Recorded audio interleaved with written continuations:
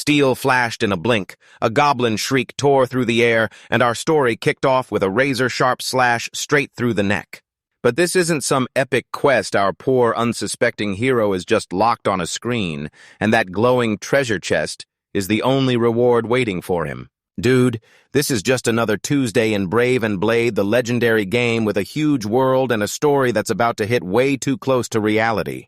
Our guy's a plain old salaryman, and he's stuck there sighing like that slow traffic light is personally ruining his life. He yanks out his phone and scrolls through an old review of his all-time favorite Brave and Blade, that nostalgic classic. It was a massive RPG where your choices carved out branching storylines, and the fights happened in real time, non-stop. A masterpiece that lit up his entire youth. Back in the day, he was a total addict, an absolute diehard for that groundbreaking game, even if it never quite hit mainstream success. Right then, he's frozen in thought, replaying his last run in his head until one sudden movement yanks him back to reality. A girl clutches her phone and steps into the street, totally unaware as a massive truck comes roaring toward her. No hesitation, he rockets forward, smashing past her and shoving her out of the way. A white flash erupts. Metal screams, and a weird cold claws into him. Did that truck just hit me? His vision starts to slip, and his brain screams, I'm about to die. So yeah, what's his final regret? He never got to run Brave and Blade one last time. From the void, my voice booms, make that wish, and I'll grant it. His eyes snapped open like a blade shooting from its sheath. He's alive, but something's massively wrong. He's gripping a sword, not a briefcase, and the ground under him is biting cold stone. The cave hits him like a déjà vu. The sword feels like he's held it before, then he catches his reflection and it's staring back with a face that isn't his. He's been reincarnated as Rex Turin straight out of that game. He's totally stunned, like, how did Sakai get dropped into another world for real? Then his gamer instincts kicked in fast. Panic crumpled into straight-up dread the moment he realized he'd been stuck with every character, starting with Rex Turin. Yeah, Rex shows up swinging right from the start. He's a total early-game monster, but once that tutorial shine wears off, his potential just dies, because he's basically a stepping stone that turns completely useless later. But hey, no time to whine. First, check what's going on and haul yourself to safety. He snaps to his surroundings right away. This is the Cave of Trial. The first dungeon, the one that'll kick off Rex's journey and protect his hometown, the great city of Ash, should be waiting just beyond the entrance. His plan is dead simple: hit the town, keep his head down, and watch everything unfold until he figures out what's really going on. Then it lands in his mind, horrifying like a freight train slamming into him. If this really is the start of the game, then the city of Ash is about to get slammed, monsters are coming, and they'll obliterate everything.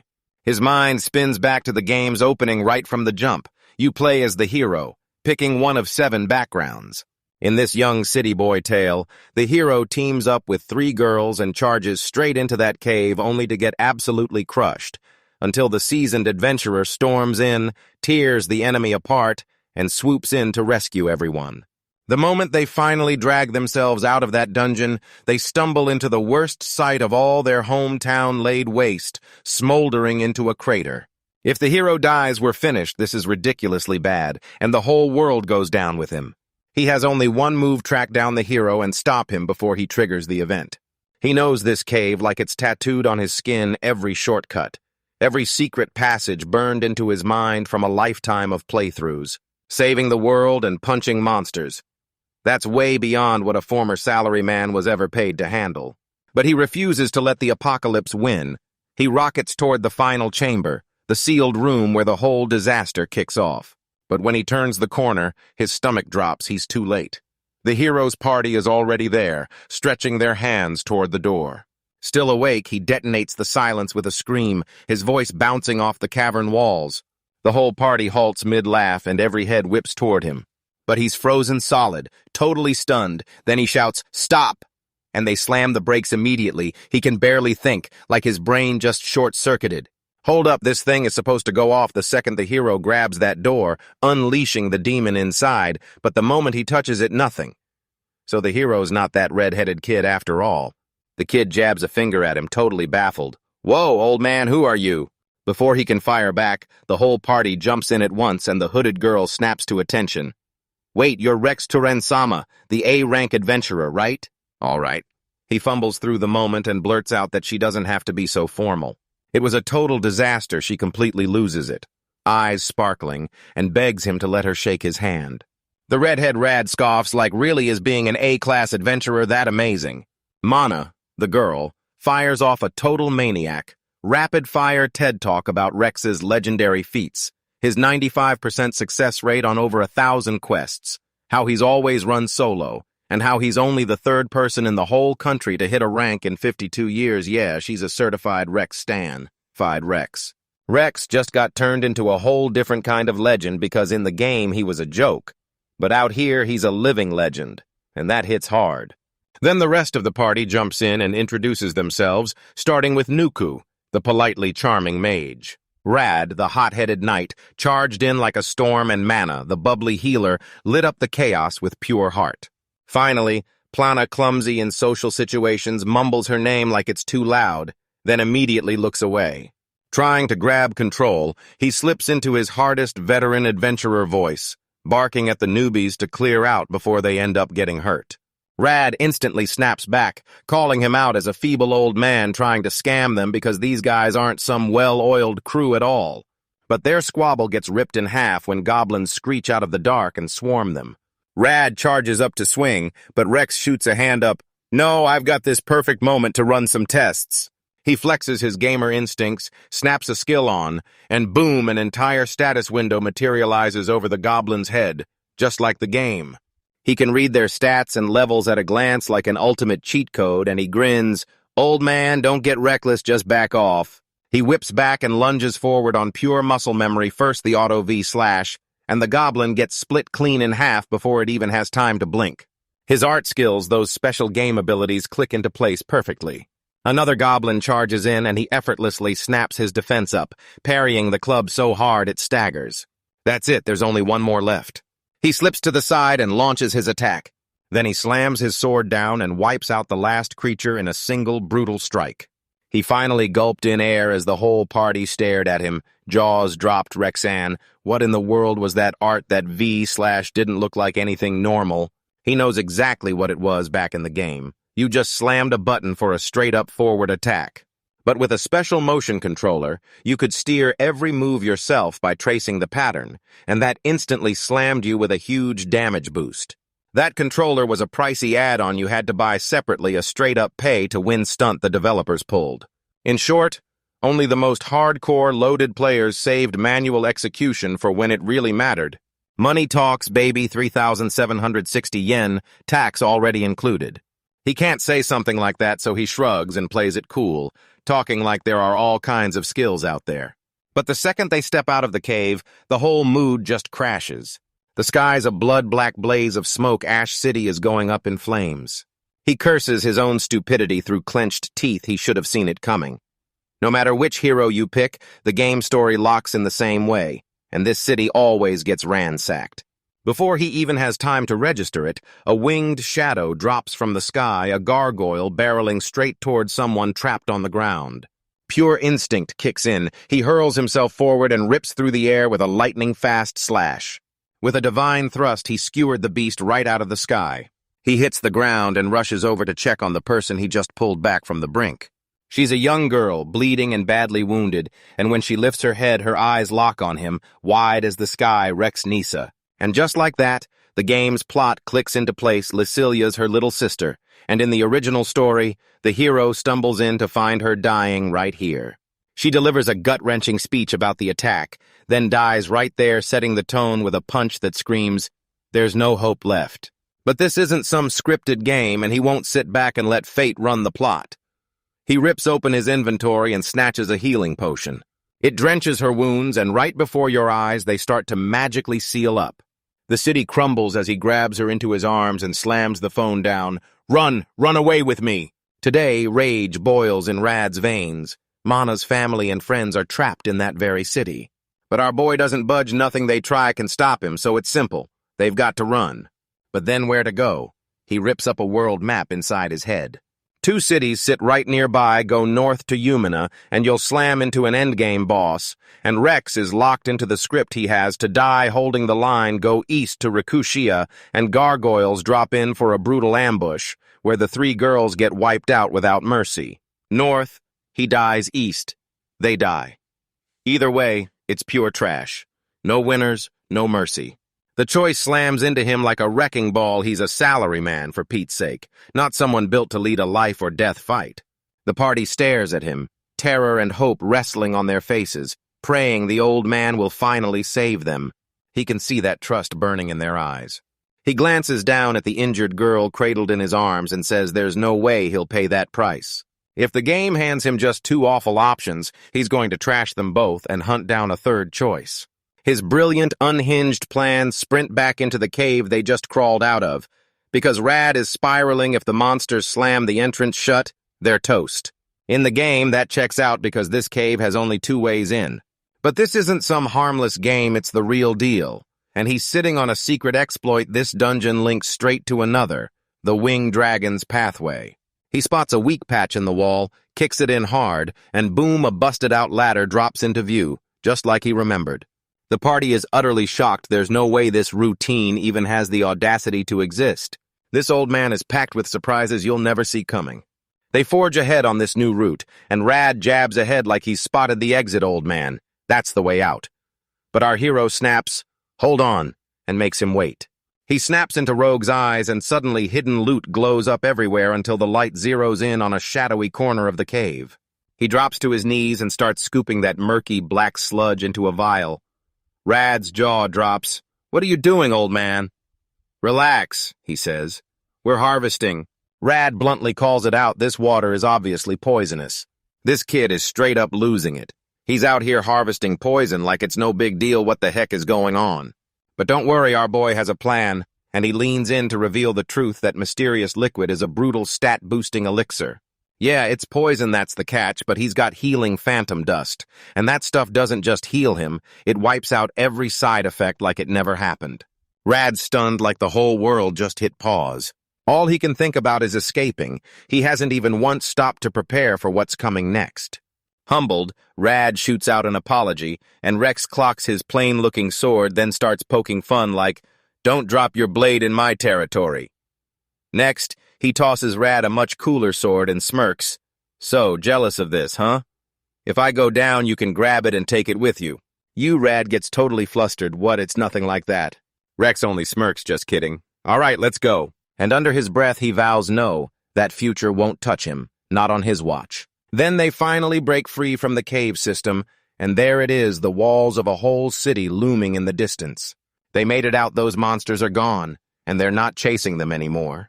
The party drops to their knees in relief and bombards Rex with non-stop heartfelt thanks. No one in their right mind would have guessed they'd slip out through that cave, yet it was pure, savagely brilliant genius. Even Rad has to admit being an A-rank adventurer isn't just some shiny title. Our hero grins like he just won the lottery. He did it. He dodged that brutal future and sailed through the first event with 0 deaths. A perfect crystal-clear hit. Just as they're about to celebrate, Plana suddenly screams, "Rex!" and points up because something is crashing down from the sky. A colossal winged shadow swallows the light as it descends on them. He tilts his head up and the color just vanishes from his face, like something terrifying hit him in the gut, right? A thunderous shockwave slams the air as the creature hits the ground. Rad is absolutely terrified. Wait, are you seriously kidding me? I'm standing there hulking, hoisted up like a weapon, doom demon energy roaring in my bones. Level 60. Our hero's blood turns to ice because he recognizes this monster. It's the same killer who took down Rex in the game. Everything flips in an instant and hope gets crushed before it even has time to breathe. So yeah, our poor salaryman basically got yeeted into another world, straight up isekai style, as a washed-up early-game legend Rex. With his encyclopedic game know-how, he bulldozed the chaos of the opening event and somehow got everyone through with 0 casualties. He thought he was done, then the event's final boss showed up and came straight for him. A grim look set in on his face. He can't wiggle out of the game's script no matter how hard he tries. It's a doom demon, an absolute monster of an enemy meant to end him, and in a straight-up brawl, there's 0 chance. He snaps into commander mode and shoves Lacilia into Rad's hands, then you all head for the town and shout for help. Help, he yanks his sword free and braces to stand his ground alone. The party races away, swearing they'll return with reinforcements. Rex yanks out the supplies he prepped. Stop, you're no match for him. but Rad refuses to budge, hanging right there as his voice shatters with desperate fear. He just needs to stall 5 minutes, so he lunges in and roars at the demon. And just stand right there and watch it for a full 5 minutes. The battle's blazing, and he's read this demon's moves so well, it feels like he knows them better than his own parents' faces. He twists out of the spear's thrust, but when he fires off his counter, Stinger, it basically goes nowhere. I'm not landing a single hit. That stat gap is straight up massive level 50, and level 60 aren't even playing the same game. Big, he parries that massive blow with a snap. The impact whips him backward, but it steals him just 1 precious second to think. The demon pulls back like a coiled spring, unleashing a special wave attack that you can't block, can't dodge, there's no parrying it. He's got to jump in, no backing out.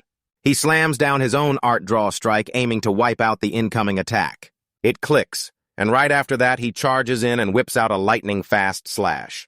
Rad stands on the sidelines, eyes locked in, completely hooked by the brutal top-tier combat. The demon hurls groundstream again, but Rex is already sprinting before it even lands.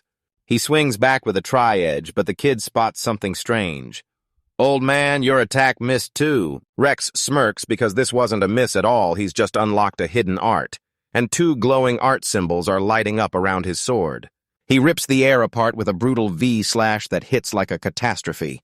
The blade bites in and rips open a massive gash across the demon's side. Now tell me, how does that not hurt like hell? Then, boom, he fires off a quick explanation of the technique he just used, double art, letting him execute 2 moves at once by tapping an over art halfway through the manual action.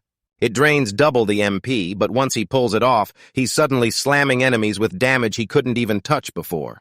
So yeah, he's bruised and bleeding everywhere, and you can tell he's hit his absolute limit. But he just forces a brave smile like, yeah, no big deal. Right then, Rad spots it, this guy's ready to throw his life away just to protect them. If this world was a story, the main hero would have been him, no question.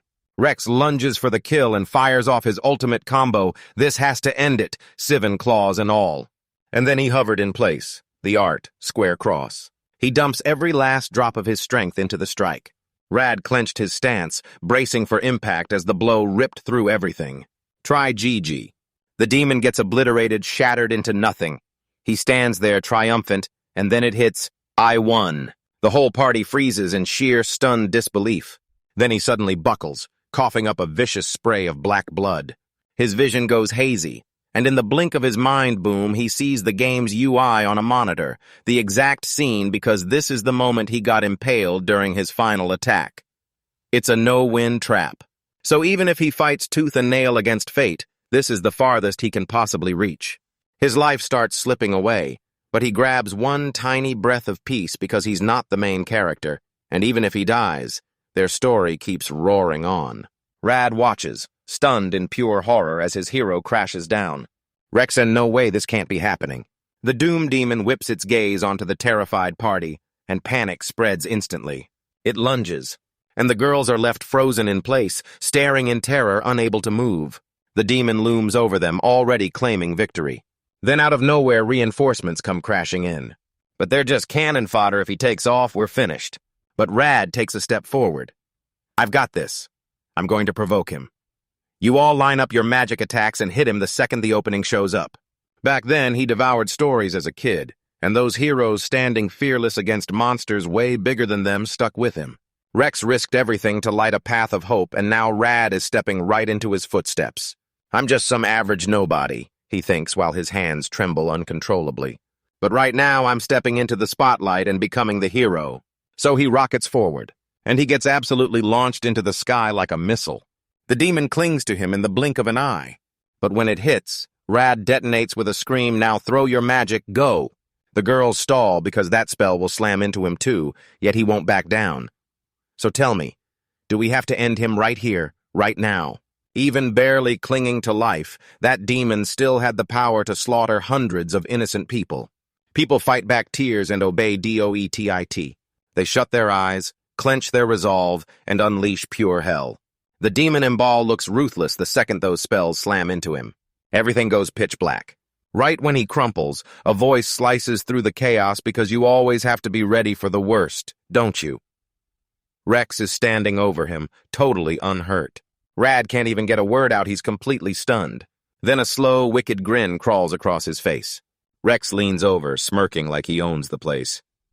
"So you're finally here, hero, you're late." How's he still breathing after dying twice in the same day?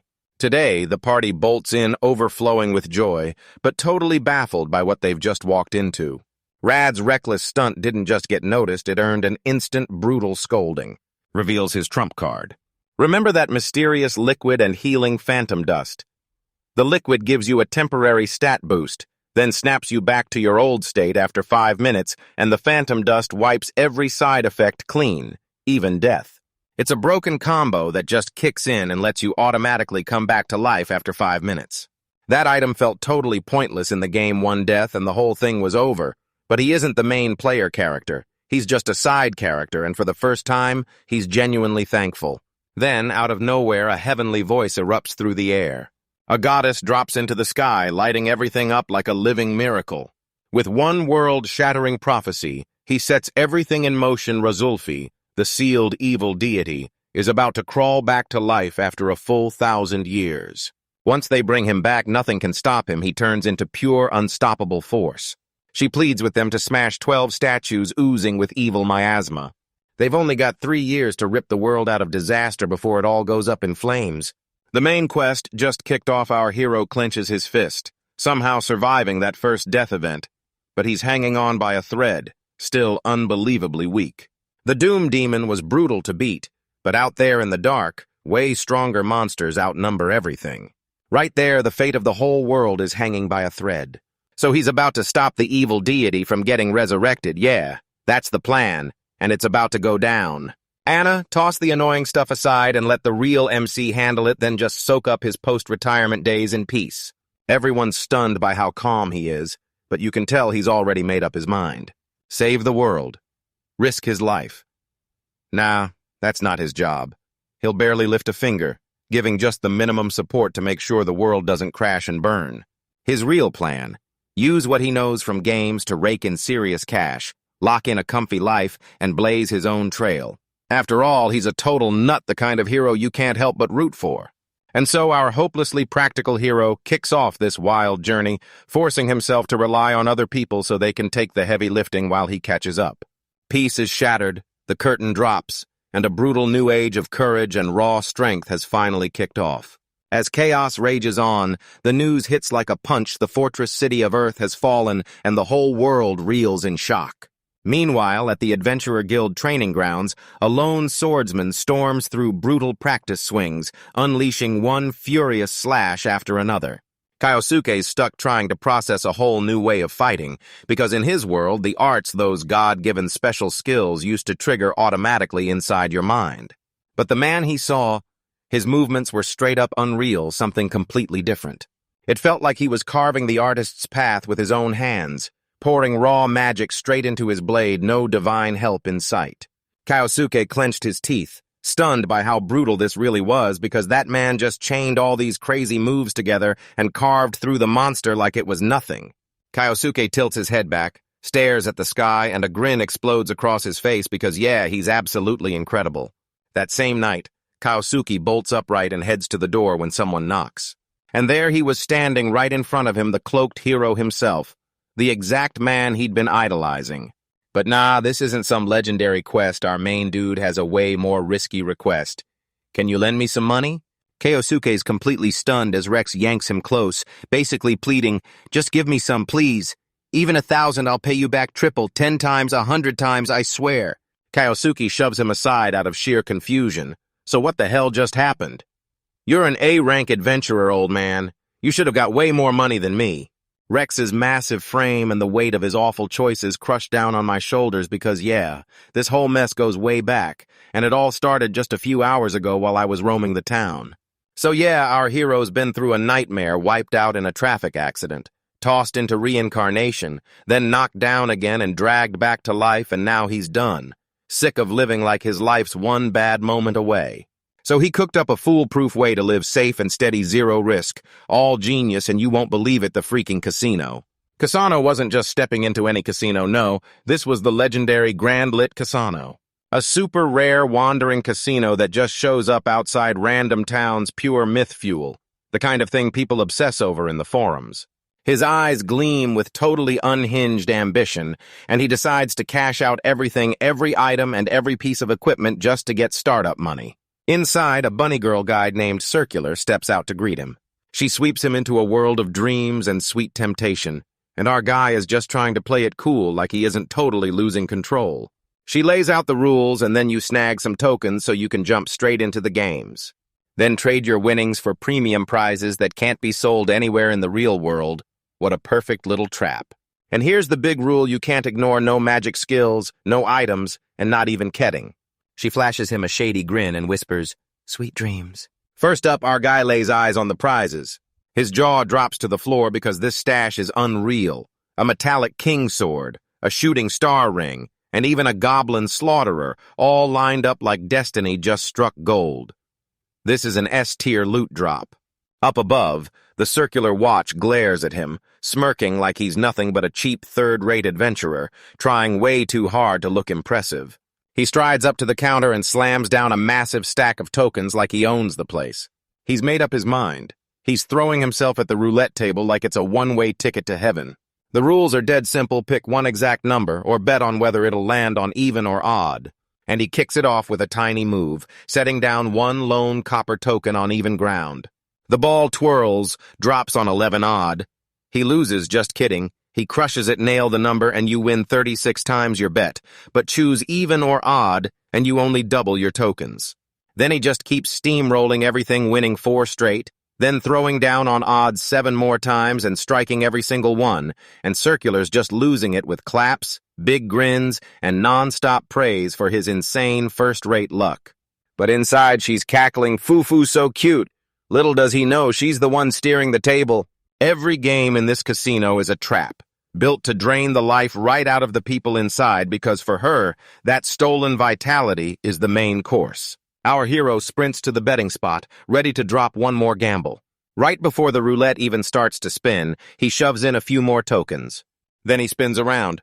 "Sorry, I'm getting distracted, so could you please step away from me?" Her smile slips, those eyes spark with panic.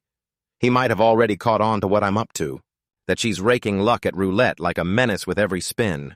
But our boy felt it instantly. Something was way off. The way she watched him, especially when he made those tiny bets. Total trap, all prearranged. And it goes on in circles. She's buzzing with excitement until that man spots I'm cheating and decides to smash this whole casino with high-cost tokens. Just thinking about it sends pure electricity straight through her. She counted him out, and that's exactly why she gets off on it. Out of every single visitor who's ever crowded in, only a few lucky souls ever cracked the trick. Her expression snaps into a full-on demonic grin. But the whole point of my casino is to make those sweet humans feel despair. She finally spills the ultimate trick this game flips on you when you toss in tiny tokens.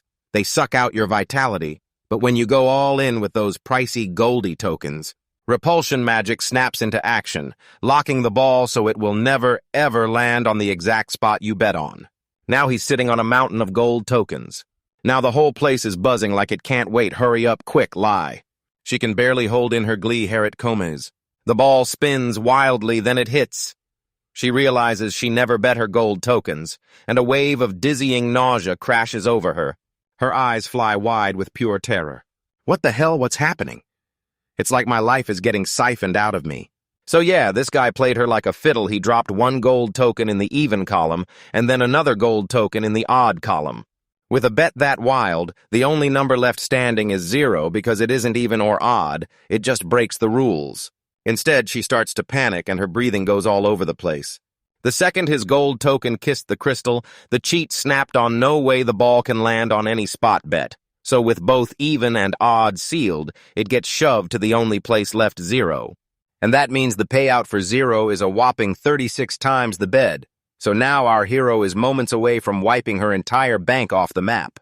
Thanks, Circular is snapping, I'm done for. But how she's the only one who knows the cheat, and yet she slaughtered every other human who caught on. Our main man just smirks like he knows it all too bad. Your little plan didn't circle back the way you wanted. I know this casino inside and out. It's built to drain the life right out of rookie adventurers and wipe them off the map. How does he even know that? Because he devoured the forbidden knowledge himself. He devoured the full official setting manual that came packed with the Brave and Blade pre-order bonus. She's done for these prizes or forged from her magic, and if he drains her completely, she'll die.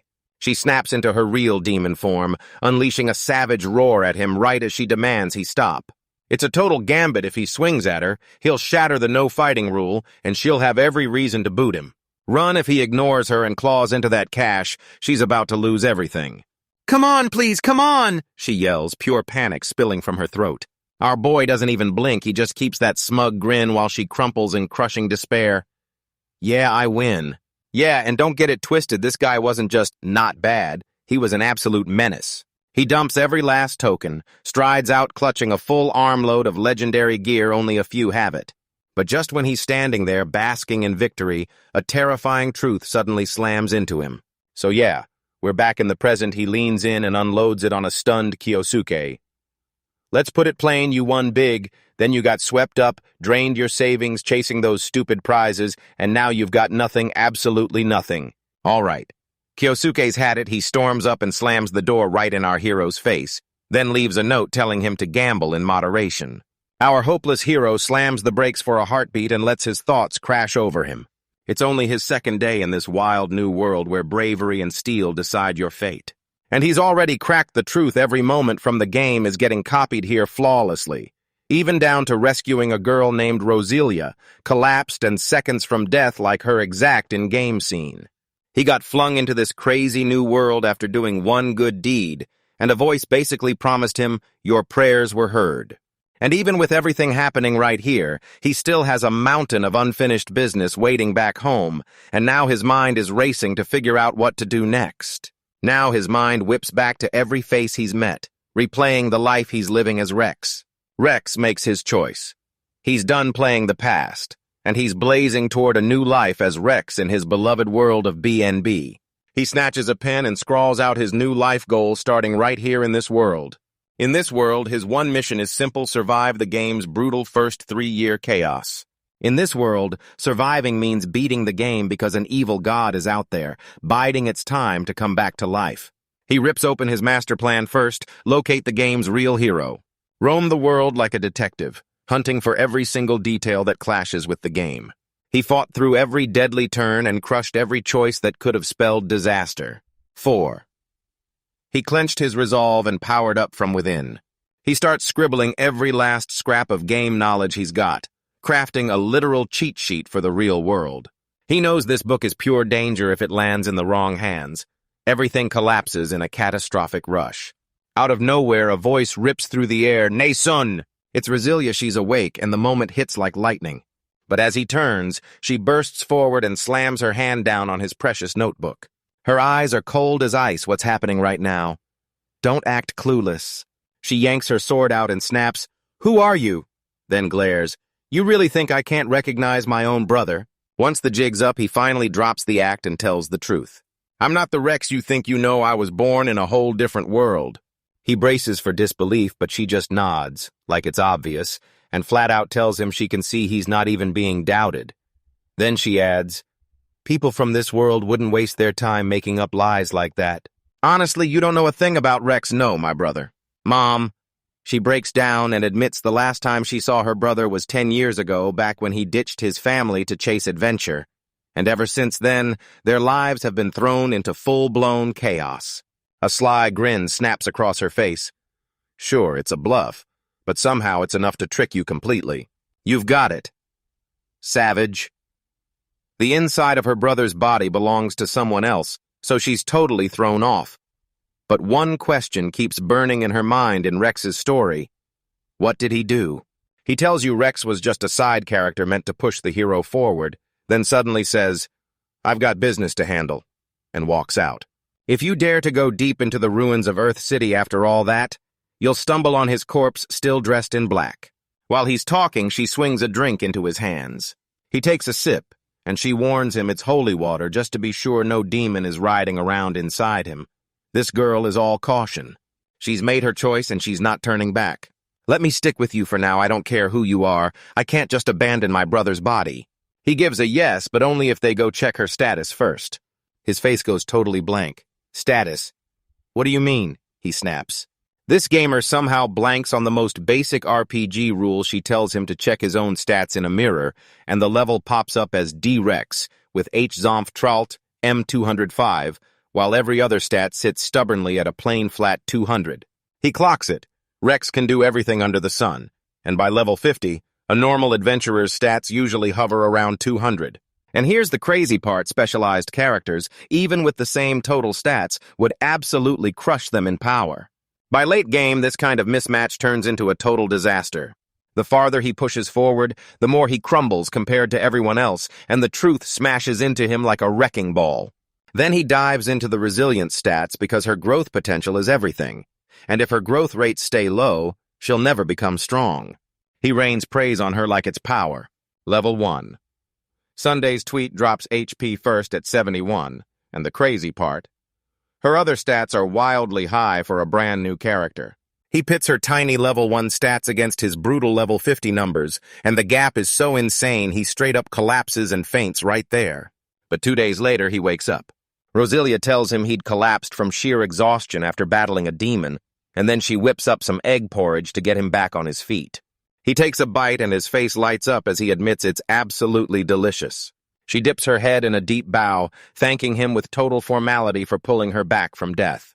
Her kindness smashes through him, and in that moment he realizes he's been nothing but pathetic, thinking all of this was just a game. He's not the kind of hero who'll save the world alone. He's meant to step into Rex's shoes. He has to flip his mindset from player to strategist, using everything he knows to lead the whole crew straight to victory. He locks eyes with Roselia, and a brand new determination ignites in his gaze. I need your strength, so tell me, will you stand with me and fight? Suddenly, she breaks into a smile, and pure determination burns in her eyes. Take it, my sword is yours. Then she leans in and tells you the truth. She's insane strong even at level 1. Her family, the Taurens, aren't just royal guards. They train in secret, hidden wind magic arts no one outside their bloodline ever sees. Yo, our boy is internally losing it. Did she just say Imperial Sword? He connects the dots, and the stats she has match the exact requirements to unlock her class change into the swordsman lines, ultimately the Imperial Knight, the highest upper-level class. In that game, she was basically a disposable character sent out to get wrecked and be forgotten after the event ends. Honestly, it's like the developers pumped her default stats for that event just enough for her to hit the class change requirements, with zero plans for her to actually level up. And just like that, they accidentally cooked up the most insane level 1 character anyone has ever seen. The BNB development crew just dropped a massive, epic mistake that hit like a meteor. A wild, brilliant plan ignites in his mind. What if he could rally every character who got cut or left out of the main game? With that, he could forge the mightiest world has ever known, so they bolted right away and headed straight for the demi-human meadow. Roselia snaps her sword out, then I'm like, all right, here we go. Wind surges through the air, and then boom, she launches forward and just vaporizes that goblin in one savage strike. So she flashes a tiny smile, and a soft blush creeps up her cheeks, like my wish finally landed in my hands. All right, time for the real test. Today, we're pushing Brasilia to level up and digging into her growth stats, while Rex's own growth rates sit right in the middle, perfectly average at 4 in every category. Roselia's starting stats are so painfully low that even with insane growth, she's still gonna struggle hard at the beginning. After a few fierce blows, she dings the hit, then she dashes out like a wolf on the run. Our hero fires off a praise like he's begging the game gods, please don't be jealous, I'm serious, I'm begging you. And honestly, 3 is enough. Even 4 would be perfect. The stats flash back on screen. Her growth rates are 8, 6 for the squad, or 5, 5. They're completely and totally wrecked, like broken beyond belief, and her new stats are already unreal. He glances back at his own pathetic growth charts, Awa. He snaps his gaze to that bewildered resilience, and his eyes ignite with a fresh, absolutely unhinged purpose. He flings his arms wide and shouts to the heavens, I'll forge the strongest army! Our boy is living his best life, sprinting through the marketplace and blitzing everyone with his appraisal skill. Then the wildest grin ever cracks across his face as he thinks, seeing people weaker than me? Oh, that's addicting. He checks a kid with pathetic stats, then flicks over to a rabbit person who's barely tougher than him.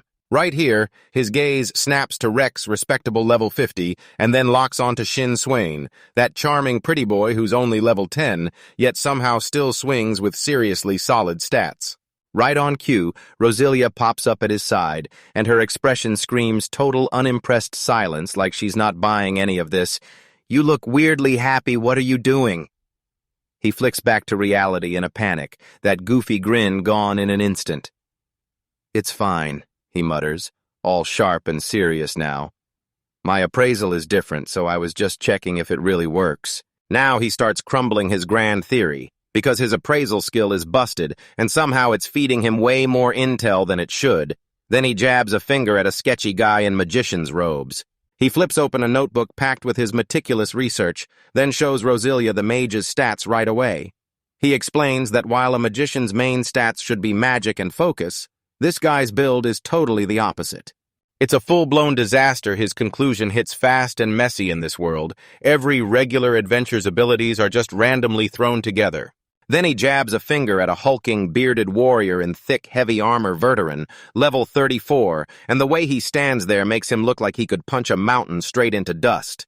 Next, Roselia's jaw drops like he's some legendary adventurer, but before she can even finish, Verdron is already calculating everything in his head, and he's not impressed at all for his level. He's strong, but nowhere near that league. And that's when our doomed hero snaps into two brutal realizations. Most adventurers in this world are comically weak, and Rex, the lone wolf so-called hero, is a complete fraud when you look at the numbers. He breaks it down in the game. There was a secret system that measured your latent potential, ranked on a 6-step chart from awful all the way to genius. And with his upgraded appraisal tool, he's clocked their stats. Roselia. She's a prodigy, gifted with genius-level agility, while Rex's 3 most important stats are straight-up awful. The shock hits so hard our boy is flipping out, head over heels in total disbelief. Life hits hard. Roselia is totally baffled, like, how does someone with that kind of trash potential even stay alive, let alone get famous? Meanwhile, our main guy is sweating buckets as the impossible difficulty of his mission comes crashing down on him. The choice slams him in the face: save himself or roll up his sleeves and try to train this hopeless crew. The weight of it all crushes him, and for a blink, a dark shadow wipes over his face like he's already surrendering. "No point training Rex anymore," he murmurs, his voice dripping with defeat. "I'll have to give it up." But his inner gamer refuses to quit. Suddenly, a chibi version of him snaps into existence at the start of an epic quest, his heart blasting back to life. Even though giving up sounds smart, his soul is begging for a challenge. So let's kick off Rex's training starting from zero. Flames of purpose blaze in his eyes. This isn't just about reading the story. It's about forging his own road, building the ultimate squad from nothing, and crushing the tragic fate that crushed the original timeline. Then he cackles, a flash of pure, unhinged joy blazing in his eyes because this is his game now, a challenge tailor-made for him by him. Just then, familiar voices crack across the street, Old Man Rexon and the rest of the crew. 4 rookie adventures roll on until that sly, predatory grin cracks across his face as he whips around and drawls, "You guys, any of you want to be my pupils?" Meanwhile, the town's other top adventurer is on a mission. He's tearing through the streets at full speed. He set up a tiny seminar at the Adventurers Guild, and the place is packed tight, shoulder to shoulder, with eager young adventurers who can barely contain their excitement. Meet Verderin, the so-called immortal legend and the town's ultimate adventurer, and right now he's about to step up and deliver a speech. He steps up and tells the crowd, "I've got advice for you. Let's build a stronger community together." "What's the one thing that makes you a true top-tier adventurer?" he demands, and right in the crowd, some young buck throws his arms out, flexes hard, and yells for power. Veteran just gives a tiny shake of his head, like he's done arguing. He clenches his fist and declares it with pure conviction: the one thing that matters most is an unrelenting hurt. He tells you that as long as you can crawl back up, you'll keep leveling up no matter what hits you. It was a breathtaking, soul-stirring speech that shoved one message into my head: don't quit on your dreams, even when you feel weak. He goes full on, chewing through stats, agility, and how to use every piece of gear the right way. And with that huge final line, I'm convinced of one thing: adventurers don't belong to anyone, they're free. And he won't let go, he roars, louder and louder. Yeah, he pounded his own chest with pride like a true hero. But our boy, he's got a totally different teaching philosophy. He drags his brand new, wide-eyed pupils out of the classroom and straight into the guild's outdoor training grounds. Verteran's right there, too, and our main man lays it out to him straight to the point, no sugarcoating, no feel-good fairy tale lecture. Right here, he snaps his gaze to the four rookies, and it burns with terrifying intensity like a binding curse is about to latch onto them, and they're one breath away from peeing their pants. Verde, poor guy, sprinted in, and bless his simple heart tried to kick things off with his same old talk. So what's the most important thing? An unrelenting heart. And our boy just kicks up dust as he goes, like he's got nowhere to stop. Efficiency, Verter, and stammers. Rosilia shuts him down instantly, firing cold, ironclad logic right back at him. All right, that's enough, our boy blurts out, cutting through the noise, no more talking time to get real and get specific. So yeah, he lays out the 6 core abilities right there, breaking them down one by one, brushing off the common knowledge about racial bonuses as useless clutter for total beginners. He locks in with a gaze so razor-sharp it cuts and says, "Pump up all 6 stats if you want, but you'll still stay ordinary." He raises his glowing notebook and makes it clear, dump the useless stats and focus on what truly matters. The kids hit the streets demanding magic because the warriors can't win without it, and the mages can't stand unless they've got strength. Vertiran even argues that cutting agility is the dumbest move you can make. Trap, our hero, blasts out a warning agility isn't bad, but its power plateaus fast, baiting everyone into pouring in too much and getting fooled. Next, equipment in hand, he grills Rad the warrior kid to choose one of 3 swords. Rad boldly chooses the legendary Chalcom sword Varong, yet the right pick is the plain old iron sword.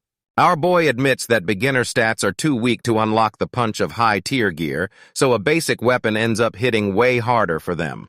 Don't settle, he snarls, demanding more, because real adventurers chase greatness with a desperate, no-apologies hunger to be the absolute best.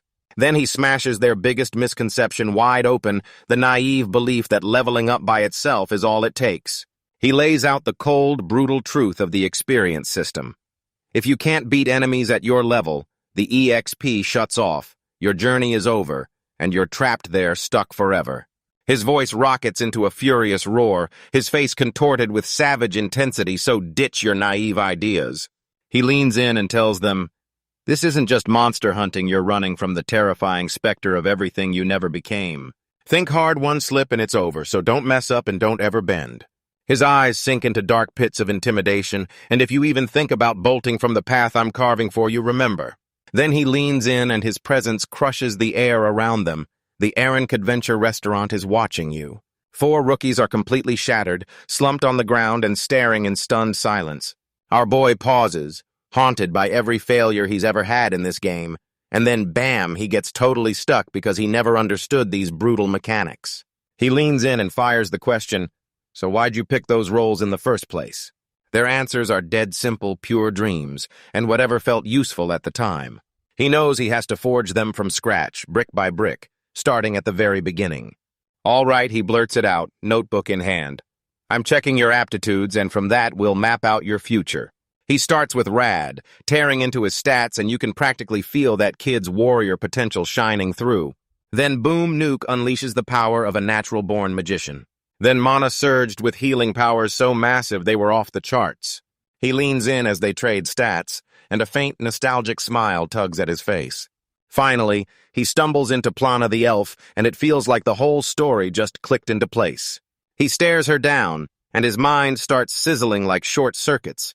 Then he realizes her stats are straight up broken, a genius-level focus rating of 6. That's not skill, that's a cheat code. She's basically a walking demigod. She leans in, face inches from his, and fires back, "So will I be useful," and our poor boy is totally rattled. He gathers everyone in, then straight up admits, "I didn't expect this much potential from you." He leans in, his face hardening, then he snaps, "I can't call any of you the hero." He points to the legendary hero the game lists, the dwarf who stomps everyone else a special pick with 25 growth points, and none of you even come close. Then that wicked, ambitious grin blooms across his face. He shoots his hand out at them and promises, "So I'll make you the #1 party in the entire world." His gamer soul is blazing. And I don't care if you're not heroes, I'll turn you into non-heroes who get stronger than any hero could ever dream of. He drops the ultimate challenge, so tell me, are you coming with me, or are you running off with your tail tucked between your legs? Fueled by his totally unhinged confidence, they all blurt out, yeah, and just like that, they're in. All right. He flashes a thumbs up and the most troll-worthy grin you've ever seen. My first order for the next month, none of you are allowed to fight. The four of them just freeze there like their brains got yeeted straight into another dimension, and now they're all thinking, what the heck did we just sign up for? On the massive Adventure Guild's athletic field, our boy's getting a full-on tongue lashing from some random old dude who's way too obsessed with his morning workout. He keeps ranting that combat isn't everything, that you've got to build a real foundation, and that our main man's tempered heart is going to save him someday. Our hero's face is pure deadpan, but inside his head he's losing it screaming through his own thoughts, because this old man is driving him insane. The old-timer bursts into a nasty cackle, loving every second of how much he's pushing our limits. Ha, looks like I'm hated. Then our boy tries to shake it off, blurting that he won't answer questions from strangers. But the man's not done trolling. He steps in with a warning, and his voice drops to a chilling low. He leaned in and said, I heard a rumor about you, and his face went serious like you're an incompetent trainer who drags hopeful beginners through pointless, inefficient training just to waste their time. Then he launches into a wild tangent. Some adventurers overthink everything and crawl forward, while the half-cocked ones charge ahead and get stronger day by day. And it slams straight into his nerve boom. He's yanked back to those endless game-over screens from his old life, and it hits him hard that same too-careful mindset is exactly what made him crash the first time he played BSB. The old adventurer's eyes cut sharp with intensity. I've just started training the youngsters too, he growls. So don't you dare let your egoshes mess with my young buds because I won't forgive you. He shoots one final piercing look, drops, my pieces already told you, then strides off, leaving our unsuspecting lead totally dumbfounded. Who the hell was that? He mutters to himself while some old man hammers out a lecture just for him. His disciples are just as baffled until one of them blurts, wait, it's him. Turns out this is a local legend, a rank A adventurer called Verteran, the one who supposedly fought Sarai demons, took a mortal wound and still wiped every last one of them out. Every kid just stares, hearts pounding, thinking, could I ever get that strong? And yeah, it feels completely impossible. But our boy just scoffs like the whole world's a joke. He locks eyes with them and drops a totally insane bombshell. You'll all go way past me, he says, dead calm when they blink in shock. He leans in and hammers it home. I'm only a rank. Then he lays down the terrifying new rules of this world. This game's timeline is already running. The Demon Lord is set to come back in 3 years, and with the demon's divine protection blazing, monsters are respawning at a wild, out-of-control pace. Yeah, those old leveling ways are totally out of date now. He flexes like he owns the world. Give me 6 months, a year tops, and I'll have you stronger than that guy. Why those kids just freeze, mouths open, stunned into silence for a heartbeat. Before their faces blaze with fresh determination, he leans in and grins. We will get it done. The moment hits, the plan clicks into place, and our hero's smile tells you right then it's working. Later, he's straight up relaxing in the guild's meditation room when Prana strides in. Then she closes in, and he wipes a bead of sweat off his face as the silence turns painfully awkward. At the very least, believe me. He finally snaps and demands to know if she's ever doubted him, questioning his wild training that bans combat, makes her meditate, and forces her into a job totally opposite what she's good at. Prana just tilts her head, calm as ever, no panic, no reaction. So what's the issue? She asks, then lays it out like it's obvious if your base stats are low. You train them first before you start grinding levels in fights because that's just common sense. And that single moment just blows our hero's worldview apart because he was so cocky, convinced nobody in this world could ever get his gamer logic, but now he stares at his students differently, like, no matter what book I've read or who I've talked to, nobody could teach us the answers like you. He dips his head a little like he's saying, I'm above you. I'm the one they trust, Prana and everyone else. And yeah, I'm sorry. A real smile bursts across his face and he grins. I'm so glad I chose to teach you all. He tells her he's going to check on the others, then bolts out of the room. Alone, Prana mutters to herself, I don't get everything he's doing, but she still trusts him because he's the one who risked his life to save hers. Right outside the door, our boy catches every word, and his face instantly burns with a full-blown blush. He risked his life for her, sure, but this kind of gratitude has him tripping over his own heart. He sprints over and boom finds the rest of the crew at the training ground, and they're about to push off on their next F. Rad is tearing into his target with a brutal V-slash, while he and Roselia pulled off a lightning-speed cross-raid and an Inazuma cut combo. It's wicked, but it's not spotless. Then our main man bursts in and teaches them how it's really done. His V-slash is dead on, his blade flies like art, and he growls at Rad that her blade's path is warped. Then he finishes with, Your technique's way better than ours. He smirks and says, Got it. This isn't the same as just using Art Watch close. I'm about to show you how art trajectories work. Rad huffs. Everyone else is already getting this wild, hands-on training, but he's stuck with one basic instruction, swing his weapon, and that tiny detail is messing with his head because he's scared he's falling behind. And he tells us the truth, this game doesn't run on a manual activation at all. Rad has to forge that muscle memory from scratch, one hard step at a time. So he rises up, feels the spark of motivation hit, and pulls out a magnificent sword like it's about to change everything. Old man, it's Rad breeds and he clocks it instantly. So yeah, you've probably figured it out by now. Take this sword, I'm handing it to you. Oh, Grins, remember when I said, if I die, you get my sword. Yeah, I died. So guess what, this blade is yours now. Rad snatches it up, but the brutal weight of that rank-worthy weapon nearly drops him. This blade isn't ordinary at all, our guy reveals it's the legendary hero's sword. He stares right through your eyes, all heat and grit in his gaze like he dares you to blink. So you're really gonna turn into a ledger, huh? That's all it takes, one spark and fire erupts in Rad's soul, then he snarls, That's a bad joke, old man, gripping the hilt even tighter. Just you wait. Rex. I'll carve my name into legend with this sword. Then, with a thunderous roar, he starts hacking into the air with that impossibly heavy blade, and his spirit ignites all over again. Right when our hero is about to rush out, Roselia snags him and snaps, Where do you think you're going? And he answers, I'm grabbing equipment so everyone can level up and grow. She immediately digs in, insisting on coming too, and the second she puffs out her cheeks and pouts, saying, I don't know what I'll do if you leave me behind. He just can't refuse. Their very first stop, the Adventurer Guild's alchemy pot, and the adventure starts right there. He yanks out a dagger that feels way too familiar, like, right away, Roselia startles, and then our guy smirks hard, showing off that goblin-slaying blade he just won at the casino. No, Roselia's face drains of color. Rad told her he smashed every last coin on 99 of those things like an absolute idiot. She blurts out, frantic, that the weapon is cursed, rips through goblins with insane damage, but barely scratches anything else, and it's impossible to unequip. Our boy doesn't even flinch. He straight up tells you to use them like throwing knives to slice through the curse near that goblin cave. But he's got a way darker plan brewing. He asks her if she knows any skill that can forge equipment using the pot. Before she can even open her mouth, he flings the cursed knives into the cauldron, bam, and the pot starts glowing dark and deadly. No, he snaps flatly, like he won't take maybe for an answer. In a blink, the goblin slaughter knives vanish from existence, reduced to a heap of cold iron scraps. Roselia is totally, completely, and utterly thrown for a loop, and this is.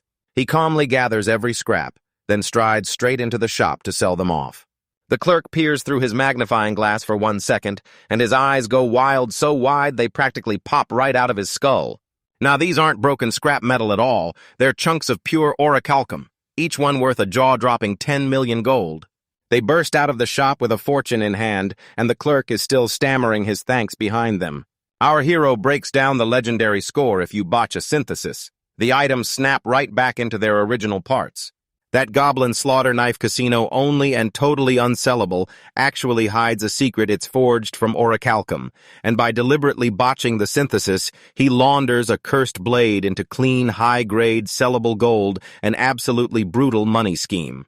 Back at the guild hall, it's packed to the brim. Adventurers crowd the halls, whispering like crazy about him, the incompetent A-rank who still managed to beat a demon. He shrugs them off and strides right past the usual counter like it's not even there.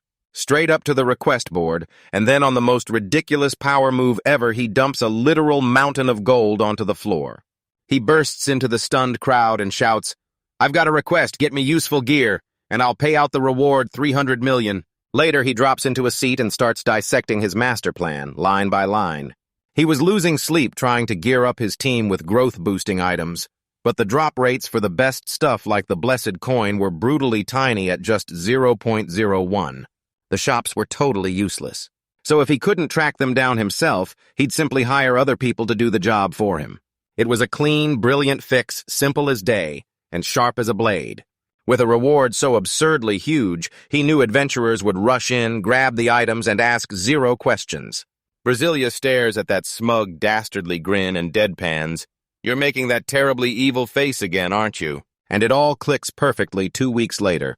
The floodgates finally swing open, and he's already snagged 90 of everything on his list without ever stepping out of the city. With the gear locked in place, he cranks the party's training up to 11. Rad is swinging his sword like a maniac, spring-loaded armor blasting with every move while Nuke and Mana sprint across heavy iron get-a sandals like they're late for a fight. And poor Prana's stuck meditating while she's forced to wear those unbelievably cheesy spiral glasses like they're working overtime to wreck her whole elven beauty. Other adventurers start brushing them off with icy stares, but the team is so locked in they don't even clock it.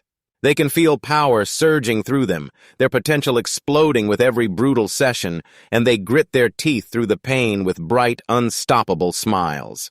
Our boy checks out what he snagged: iron geta, weighted wristbands, and those spiral glasses, and every single one of them slashes his current power while blasting his growth rate sky high. Yep, same as the game, you've got 9 equipment slots, and if you cram every one with growth-boosting items, your stat gains explode 4-fold. This is the second brick in his totally unhinged training machine.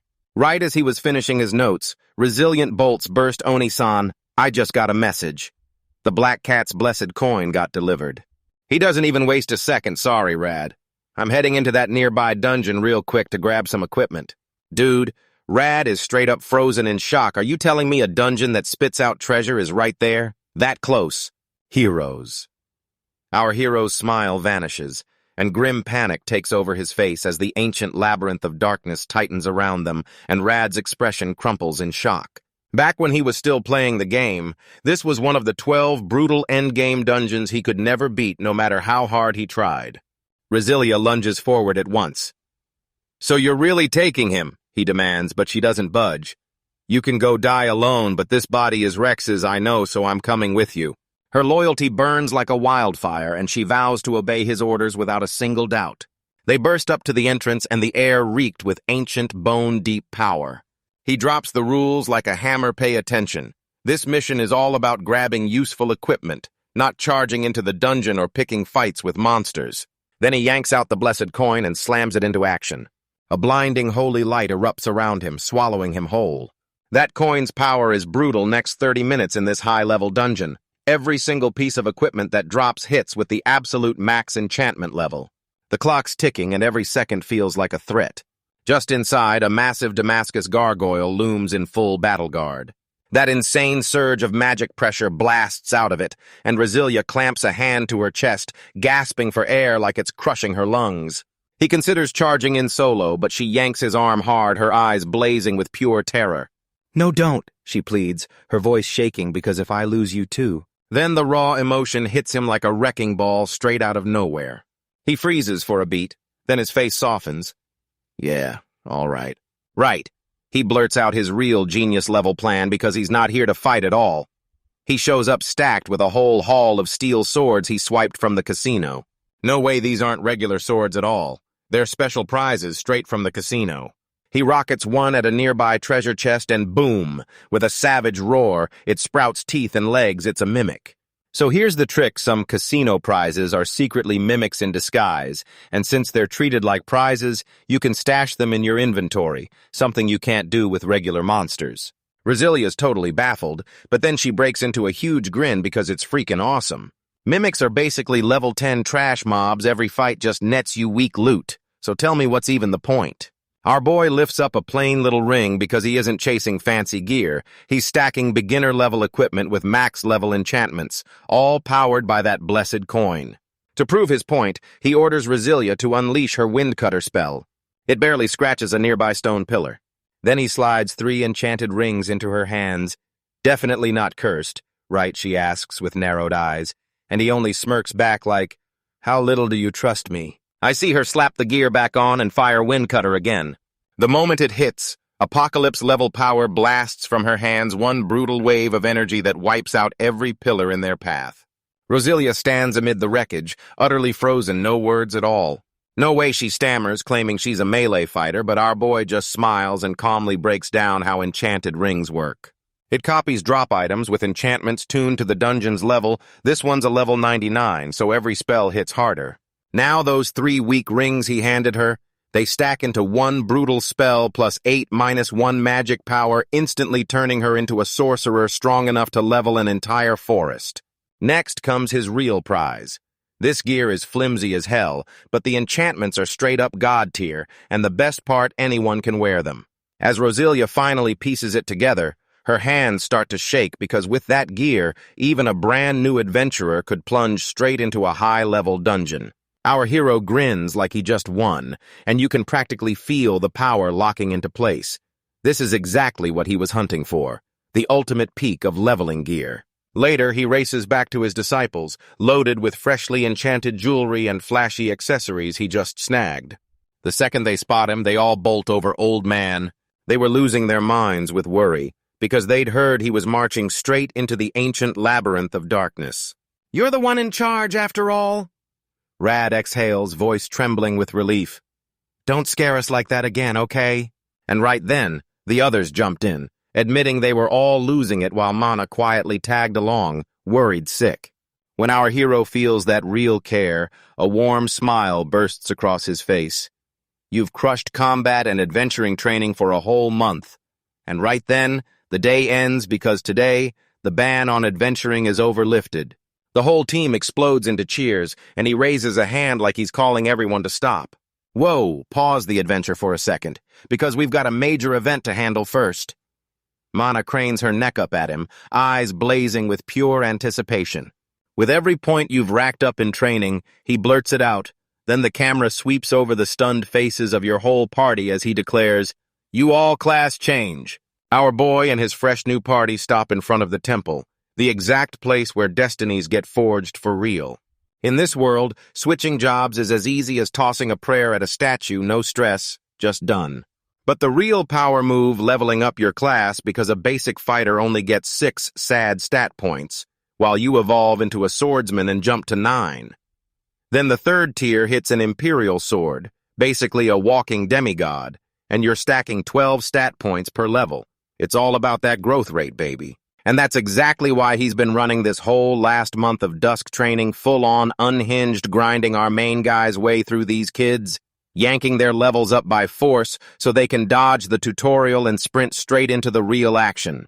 Today's graduation day, and the air feels electric, everyone's staring at the ceiling, silently asking if all those blood, sweat, and tears truly paid off. With pure confidence in his eyes, our hopeless hero just smirks and goes, "All right, let's begin." One after another, they march up to the statues, starting with the magician, who hesitates, then pushes toward the podium like her nerves might break first. But our boy just shoots her a calm, steady gesture that somehow makes everything feel okay. Right after that, a blinding flash erupts. "Congratulations, you passed," he boasts with a grin so warm it could melt glaciers, and she's hit with pure, overwhelming joy. She's officially a battle mage now, and her stats look absolutely overpowered. Next, the priest strides straight into the blazing light with his hands clasped in prayer, and when he steps out, he's a bishop now, glowing with holy power and packing a huge stat boost. Our boy tells him straight up he had her lock in on her prayer skill, and that sharpened her natural gift so hard she sailed right past the job requirements, all of it, exactly as he'd planned. Then the elf Prana, calm as ice, goes from scout to sniper, and her concentration stat skyrockets. Our main guy flashes her a thumbs up, and because she was born for this, the whole training felt like a total cakewalk. Like finally, it's Rad's time to shine. He's the only one our boy kept totally in the dark about his final class. The squad is totally thrown when he jabs at a dust-covered, nobody remembers you class young Leo only for the girls to instantly snap back, screaming it's a useless, zero-tier option that nobody in their right mind would ever choose. Rad just grins his trust in his mentor won't budge for anything in the world, and you can feel the confidence in his words. I believe in the old man. With a smug smirk, our boy dares him to grab the sword and the statue's blade ignites, glowing with eerie, otherworldly light. Then he drops a total bombshell. Young Leo may be the weakest class, but his class has a secret game-breaking trick it upgrades by evolving from what he equips. And then it finally locks in one insanely specific item. A blade like the legendary Brave Sword one that's packed with the soul of a former hero. It blows past Tier 1, Tier 2, and even Tier 3 in one insane, epic transformation. Congratulations, Rad. Our hero blurts as the light dies down. You just unlocked the 4th tier class. Rad stands frozen in place, no longer just a fighter, but a fearless Leo, roaring with raw power until his teammates can't even find words. Fresh power surging through them, the squad strides straight to the Adventurers Guild. Rad's the leader now of their newly named party, Brave Blade, and he's buzzing with pure, unstoppable confidence. He saunters up to the quest board and stares the guild receptionist straight in the eye. He flashes a grin that screams bad decisions, then proudly announces they're charging into the mid-rank dungeon, the 7-colored lava cave. The whole guild goes dead silent like every breath just got snatched away. Right after that, a guy bursts out of the crowd, yelling that a veteran adventurer is needed. Then it hits everyone. The beginner party, the rank adventurer just smashed. They were training. He bursts into the back room where our boy's just chilling, jabs a trembling finger at him, and demands they're headed to the lava cave. What a total idiot. Then bam, the scene flips, and right in front of us stands Rex, the lone wolf adventurer, a walking tank who despises fraudsters and charlatans with a passion like nothing else. He'd been watching our main man drill the newbies, and honestly, none of it impressed him. He pegged the guy as nothing but a shady weirdo, ripping off fresh beginners and pocketing their cash for useless little trinkets. The second Rex hears these kids are rushing off to a veteran's dungeon reserve, he snaps he's convinced it's just a flashy publicity stunt and that it's going to get every one of them wiped out. His friends try to talk him down, but Rex snaps he's done listening, and he's going to shut them down himself. I know it breaks the rules, he growls, face set in pure fury, but a senior adventurer has to steer the juniors back when they stray, so I'll cut them off before they reach the dungeon, and yeah, if I have to, I'll beat them down. He stumbled down onto the rocky plains, charging straight toward the mountain.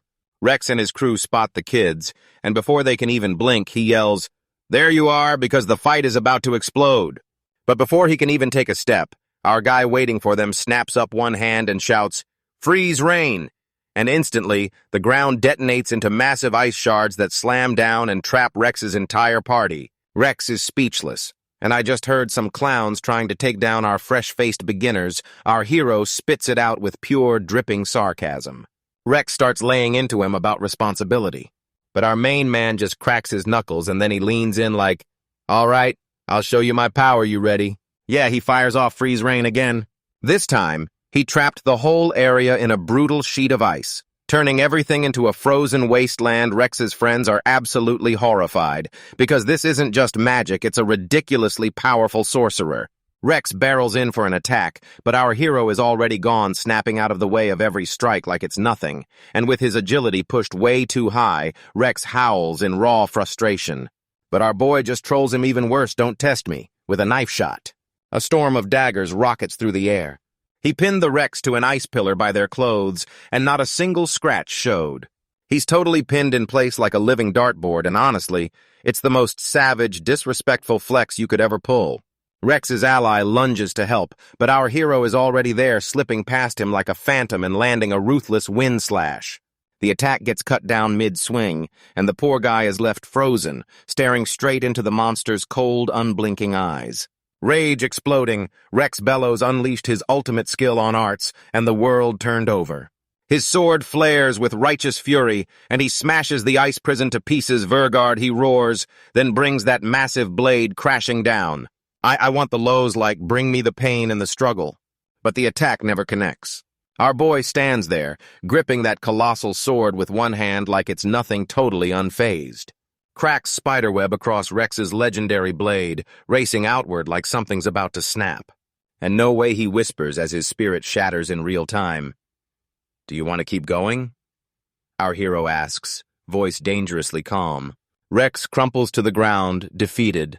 "I surrender." He admits it while they were scrambling for a way to beat him. Our boy was focused on winning without tearing anyone down. The gap in power and heart was just too massive. "Sorry," he blurts out at last, and it finally clicks in his head. He admits he hated him because he figured a real solo A-rank adventurer couldn't exist, so he must be nothing but a fraud. But right when the kids are about to cheer, our hero snaps, "Don't be stupid. You can't take on the lava caves at your level," and their faces drop, totally stunned and lost. Then he straight up says, "You can come with us right to the cave entrance. It was all just a test, one last final exam to seal everything. Trust me, you'll see the kids I trained have the power to beat this." Meanwhile, a mysterious girl watches from the shadows like she knows exactly what's coming. Named Roselia. She's not into Rex at all, but the moment she sees the master who swatted him so effortlessly, her mind goes completely blank. Yeah, she can't help but look back on how Rad's whole journey kicked off with that brave blade. This entire encounter was just a tiny piece of an even bigger story unfolding behind the scenes. The real plan was simple. The lava cave is a higher-level dungeon, so even the weakest monsters dump insane XP, and we're not there to beat it, we're there to blast through for crazy, rapid-fire leveling. To make sure nothing went sideways, an unknown adventurer got thrown into the group to keep them on track. That adventurer refuses to quit, so when our hero finally apologizes for the annoying job, it actually lands. Then he shoves his own sword into her hands just to make sure she's never caught defenseless. He trusts her with everything because he and the other veterans are standing guard outside, eyes locked on what happens next. And then he leans in and tells her, "Roselia, you're my #1 ally in this whole world." She flushes bright red, her heart skipping like it hit a drum beat. "I'm #1. Sure. She tells herself she's doing this only to protect his body, never because she likes him. Not at all. Roselia rockets into the party, and everyone's caught completely off guard. One, she lifts that sword with a dazzling grin. "All right, let's go." And when things get rough, she'll slice the enemy clean in half, just like Oni-san handed it to her. And right at the entrance, the party braces themselves for the 7-colored lava tunnel, like the ground is daring them to step in. And now, the tension snaps when they yank their weapons free. They're about to find out if that brutal training truly broke them into monsters. Their first opponent slithers into view, a huge blue slime, a newbie killer famous for wrecking you with savage acid attacks. "Yeah, get ready for the acid, dodge it now," the mage screams. Rad lunges to block, but he's a split second too late. Acid splashes straight onto him, and that's the part that really stings. A hexagonal barrier suddenly snaps into place, wiping out the status attack stone dead, just like the barrier ring our boy gave him. It's an unbreakable shield that shrugs off every status effect like nothing. All right, it worked. Radgrinds whips his sword down and smashes it into the ground. Earth shatter. The water-type slime gets wiped out in an instant. This dungeon is legendary for its 7 elemental monster types, and unless you bring the right element, you can't land a single hit. As Rad cheers in triumph, an acid shot suddenly rockets toward him from out of nowhere. This time, the battle mage fires off the flare cannon, an absurdly powerful fire spell that turns the incoming attack to ash. Still, every time she swings that pricey staff, there's a brutal 1 chance it'll snap to pieces. She raises her elemental bow and takes the shot right there, as the sniper moves in for the follow-up. Then the priest snaps his hand forward and fires Holy Bullet, this low-level light spell that absolutely shreds the dark-aligned monsters around here. But that slime is rock hard, and Rad's barrier can't afford another clean hit. It shatters, then he eats the full hit head-on, and blood pours out as he coughs hard. He clenches his teeth, swallows the pain, and roars, "Attack!" Then he slams out another earth-shattering strike and ends it for good. The party surges in on his side, terrified for him, like they can't breathe. Like Rad's sweating hard because he can feel his ring stuck on a nasty 10-minute cooldown. But then, boom, a brilliant light crashes over everyone and they all level up at once. Up! Rad grins because it finally clicks. Leveling up doesn't just pump your power, it slams you with a full heal and wipes every status condition clean. And that's been our hero's wild genius plan from the start. Everyone warns Rad that he's rushing head first, but that just sparks him even more. He's not about to pretend they've leveled up enough yet. "We're not the kind of adventurers who let an ultimate shot like this slip by," he declares. He stares into the cave's depths, grinning with predatory joy as the monsters swarm around him because every one of them in this dungeon is basically a juggernaut waiting to strike. And just like that, the hunt kicks off. These two crash through the dungeon, a total storm of steel and magic. Soon enough, the whole area falls deathly quiet, no enemies left standing, just their own footprints pressed into the volcanic ash. All that's left is one target, the boss lurking in the seven-colored lava cave. The crew rounds the corner and instantly their steps die, because a colossal, quivering mass blocks the whole path. Rad's eyes blow wide because the final boss is waiting inside the seven-colored lava tunnel. A monstrous rainbow slime loomed large, absolutely unstoppable with insane regeneration, and it could even flip through all 7 elemental types on command, like chaos itself was steering. This day's gonna drag, but when the party fans out with weapons in hand, it's game on for a straight-up, no-holds-barred brawl.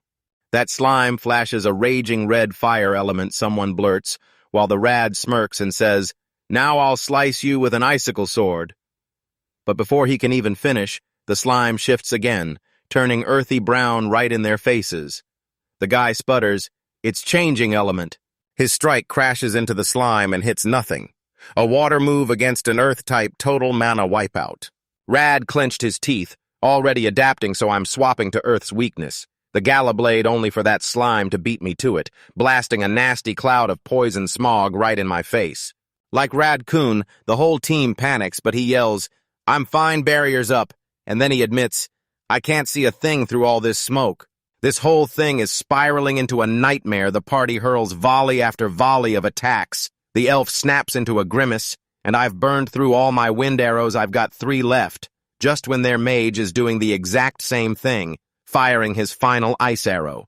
The slime just shrugs off the blows and snaps back with a terrifying torrent of pure acid. Rad whips out of the way, sweat blasting off his forehead. No kidding. If he keeps this up, his mana's gonna run bone dry fast. Rex's voice is already pounding in his head. "Sure, you can take on the boss, but you'll only reach full power for 5 minutes, and that's it. No second chances. Giving up is off the table, no way. Not after everything." For a whole month, they swallowed the insults from other adventurers, who kept trash-talking Rex and his fresh recruits day after day. But Rex believed in them, taught them lessons they'd never figure out alone. So yeah, they owe him. And we're paying him back by smashing this boss. Rad and the elf lock eyes, and sparks fly between them because neither of them plans to let you go. The rest of the team is buzzing with the same desperate, no-way-out energy. Suddenly, the group's brains yells, "Stop, hold up, if we back off, it'll heal."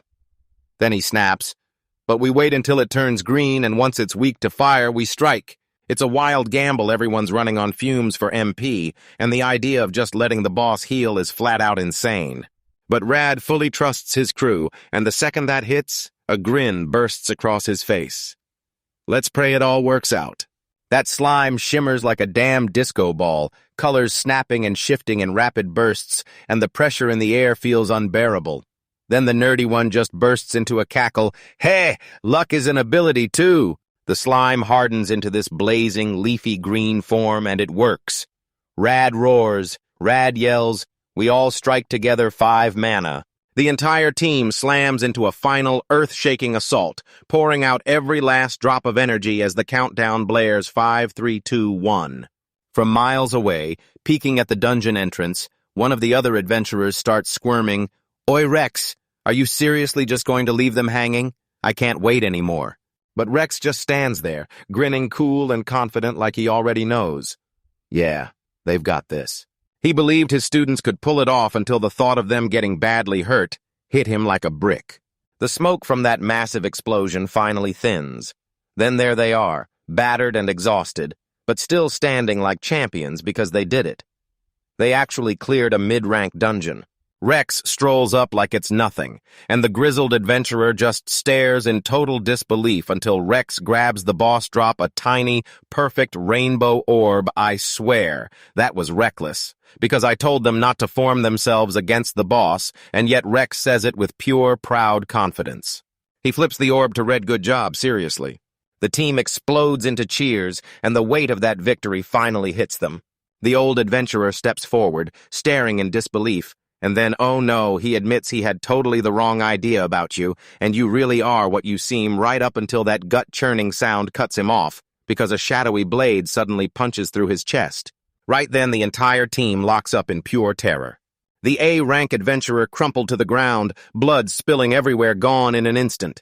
Rex's thoughts snap to attention. Wait, what just happened, veterans? An A-rank adventurer, one of the world's heavy hitters, and then a chilling voice slices through the silence. Humans are so fragile. A lone figure steps out of the shadows right where the veteran once stood. Rad trembled with fury and screamed, "What the hell is going on? Who are you?" That sinister grin crawls across his face, then he declares, "I'm the harbinger of calamity and I'm the first to arrive." Rex's blood turns icy, his eyes snap wide with pure terror, like something impossible just walked in. A shadowy figure flexes, eyes blazing with pure, unhinged power, and the first demon lord blinks in disbelief. He jabs a razor-sharp knife straight at Rex, then growls, "I've come to kill the hero. This isn't right. This can't be real." Rex's game. Instincts are blaring at full volume, and now a demon lord is popping up here. Everything was finally going perfectly, and then boom, catastrophe. In Brave and Blade, demon lords weren't some rare endgame threat, they were the mid-game bosses, evolved monsters that could command entire armies. And right there, right at the heart of it all, their one true weakness was laid bare, the hero lifting the legendary Sword of Light.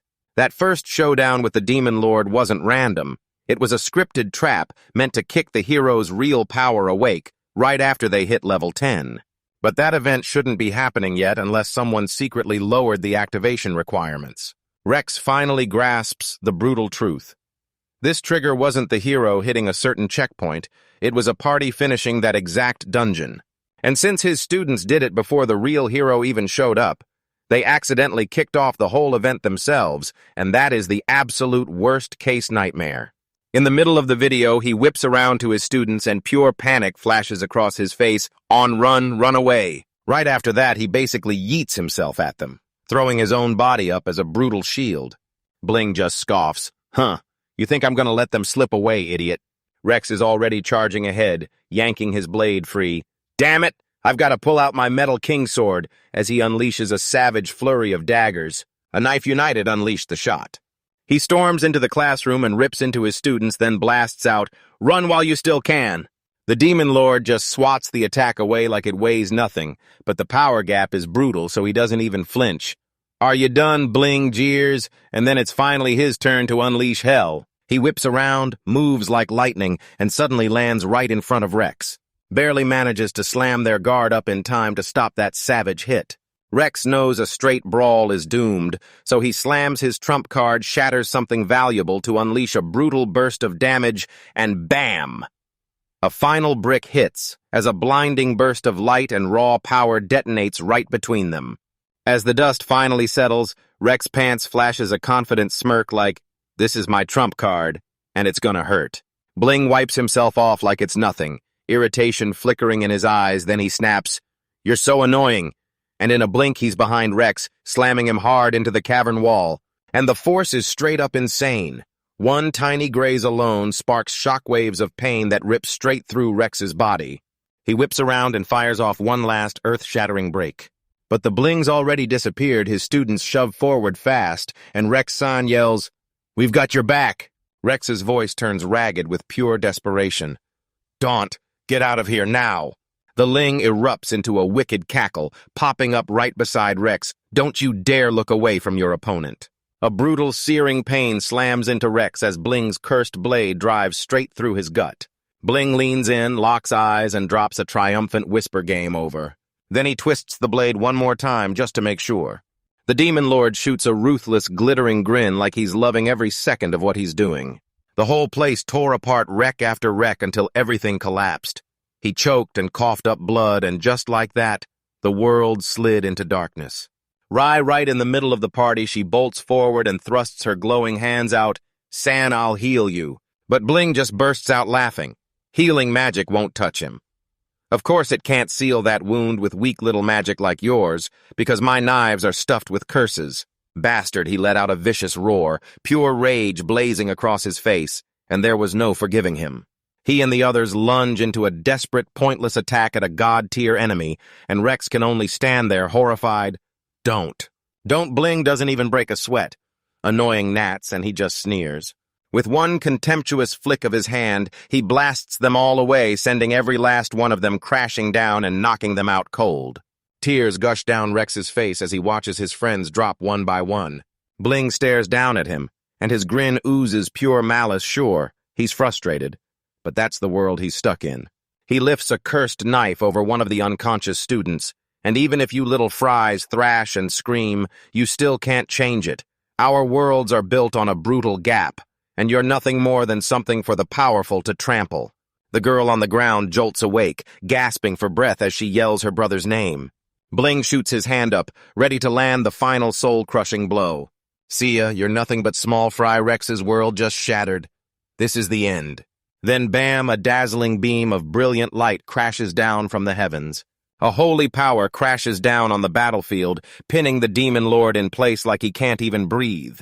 Then Rex breaks into laughter, and it all kicks off from there.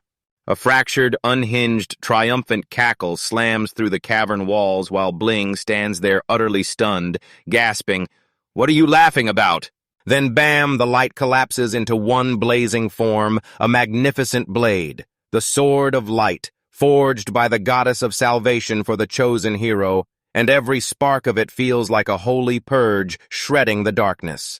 Yeah, right down from the heavens it drops the ultimate plot armor, the one miracle that can flip this impossible situation on its head. And in the game, this sword would be the one weapon that lets him blast the demon lord back into the dark. It's a Deus Ex machine, pure miracle power for a hopeless situation. His sister's voice slices through the fog. Nissan. Rex locks eyes on the sword, then stares at his fallen friend's rage flares in his gaze, and he lets out a savage growl. He thrusts his hand forward, shoving away that divine gift like it's poison. I'm not the hero. He slaps that legendary sword aside with brute force, and it clatters to the ground. Then he blinks, jaw hanging open like he can't believe it. Why, what the hell are you doing? Rex snaps.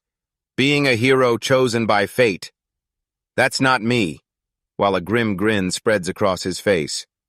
Yeah, he could grab that word of light and save them from this one disaster, but if he lets the demon lord slip out right here, the body count will explode later. He slams his hand on a nearby treasure chest. I'll decide my own fate. A blinding flash hits him. Then the cursed wound gaping in his stomach disappears like it never existed, and he's fully healed on the spot. Bling's jaw drops. Impossible, she whispers. How did you recover from those injuries? The whole team jolts awake, and the moment they do, they get it. Right down to the last detail, he used the level-up healing, just like he promised us, step by step. Rex took a deep breath. Gamer mode snapping back into place. Calm down. Stay sharp. Don't get swallowed by the chaos. That demon lord is terrifyingly overpowered, so he'd have to fight like a true gamer. He jabs his plain little sword at the demon lord. Come on! And the next instant, the demon lord's grin snaps into action. Bling gone. What the hell did you just call me, asshole? Rex disappears in a flash, then a countdown slams into Bling's Vision 9. Before he even has time to process it, 2 daggers slam into his back right through the shars. We hear him roar, but Rex is already gone 7 long. The demon lord goes berserk again, slamming out wild attacks, but Rex, untouchable as a ghost, dodges and parries every single frantic strike, unleashing razor-precise counterattacks that hit exactly when they should. 5 stupid right as he gets hit, Bling shrieks, and his attacks suddenly spiral into desperate, brutal fury. 4. But he can't land a hit, damn it, Way. Can't I hit you? 3. I'm a demon lord, so tell me why some puny human just bit me like it was nothing. 2-0. Rex stands over the bleeding, smashed demon lord untouched, unscarred, and totally unscathed. And yeah, I'll admit it, you were terrifyingly strong. And Rex spits that out like a blade, his voice cold as ice. This Bling snarls through clenched teeth, yanks himself upright. Hold up, I'm not backing down. Don't twist it. I didn't lose to you. I'm coming back, and when I do, I'm ending you. So savor that last bit of life you've got. He lunges for his escape skill, trying to trigger it now. Return. Then everything goes silent. He stares at his hand, stunned and utterly confused. He tries again. Return. Why can't I go back? He snaps. Rex just smirks and says, Your abilities are too low, then lifts a tiny, unimpressive dagger. Do you know the name of this knife? It's called Goblin Slaughter. And sure, it's a high-level weapon, but it barely scratches most species until you run into that one specific enemy, then it hits with devastating, super-effective damage. Horror dawns on Blink's face like a nightmare. No, this can't be real. Rex's smirk is pure murder. Turns out it's the goblins. He exposes Bling's real pathetic title, Weakest Goblin Demon Lord Bling. That dagger's special power wipes out every one of Bling's high-level abilities, so fake you Bling lets out a terrified shriek as Rex hurls the blade and lands it dead on. It drives straight into the Demon Lord's chest, and he explodes into one last brutal scream of agony. It's over, but somehow the veteran is still alive. He yanks himself upright. Yo, Rex, you survived. Rex stared at his trembling hands, adrenaline still roaring in his veins. Then, yeah, let's move past that. I can't believe you actually beat a demon lord. Lord, Rex understands just how close they were to disaster. Beating the Bling only worked because his goblin weakness gave them the opening. And if a single other demon lord had shown up, they would have been erased in an instant. And suddenly, Master his students come storming in, their faces torn between pure relief and full-blown terror. They swarm around him, choking out scolding lines through tears. How many times are you going to make us worry I couldn't do a thing? It was so frustrating. Before he can react, his sister yanks him in and lands a hard smack. You idiot, Nissan. You keep pulling reckless stunts even though you're weaker than me. Me, Rex just stares down, humbled, and I mutter, Yeah, I'm the idiot. She slumps into his chest, shaking with sobs, and begs, Don't leave me alone. If I'd followed the game scenario, Hreslia and all of you would have died. Her fear turns into resolve. No way am I letting that happen. I'm done hesitating. I'll break out of the game scenario. He stared out at the horizon and steel snapped into his eyes. Sure, I'm not the hero, but that just means I'll carve out a future the game never even lets me touch. He and his new family huddled up tight, ready to carve out their own future no matter what fate or the game tries to throw at them. Our hero freezes in deep thought, arms stretched out like he's about to snatch an idea from the air, then he mutters the incantation, and I unleash the Sword of Light. In the game, our hero could whip out that legendary weapon, blind the enemies, and steamroll the whole story easy mode. But here, he slumps at his desk as reality hits like a freight train. And yeah, turns out this world isn't the same exact copy he conquered. Suddenly, the door explodes open and the girls stare him down, totally thrown off. What are you doing, Nissan? They blurt out, but he doesn't even twitch. His expression turns cold as his mind races, because from this point on, game knowledge won't save him. He has to spot what's the same and what's different, or he's finished. Rosilia's voice slices through his thoughts like a blade. You're dying from a curse. You promised me you'd take it easy today. And that terrifying memory hits him hard. The Demon Lord's web tightens in his chest as his life starts slipping away. He whips his gaze to her, and the anger melts from his face. Hey, Rosilia, don't tell me you don't know I'm weak, right? She nods, like she's been holding that thought forever, stunned by how his skills kept outshining what his gear should have allowed. Yep, that's the whole problem. The fighter style he's been leaning on is dragging him down. He just glares at that door, eyes wild with pure resolve. If this keeps up, I won't be able to flangside you going forward. But I've got one option, one answer that lets me rebuild my abilities from the ground up. Her resilient face flares up with hope nice, but then our hero flashes that sly, wry smile, and yeah, it's not as simple as it sounds. To reset his stats, he must take on the Trial of the Soul, an insanely brutal event where you get one shot, and once it's gone, that's it. These conditions are straight up insane. He's barely able to move. And the only way to beat that level 50 boss is to bring Honan and the other person with him and... yeah, it's basically a suicide mission. So I need fierce allies, people ready to stake their lives with me and take on this trial. Then the scene snaps to Rad's party, where he rallies them with a raised hand. betting they'll be so drowned in gratitude they'll follow him straight into hell.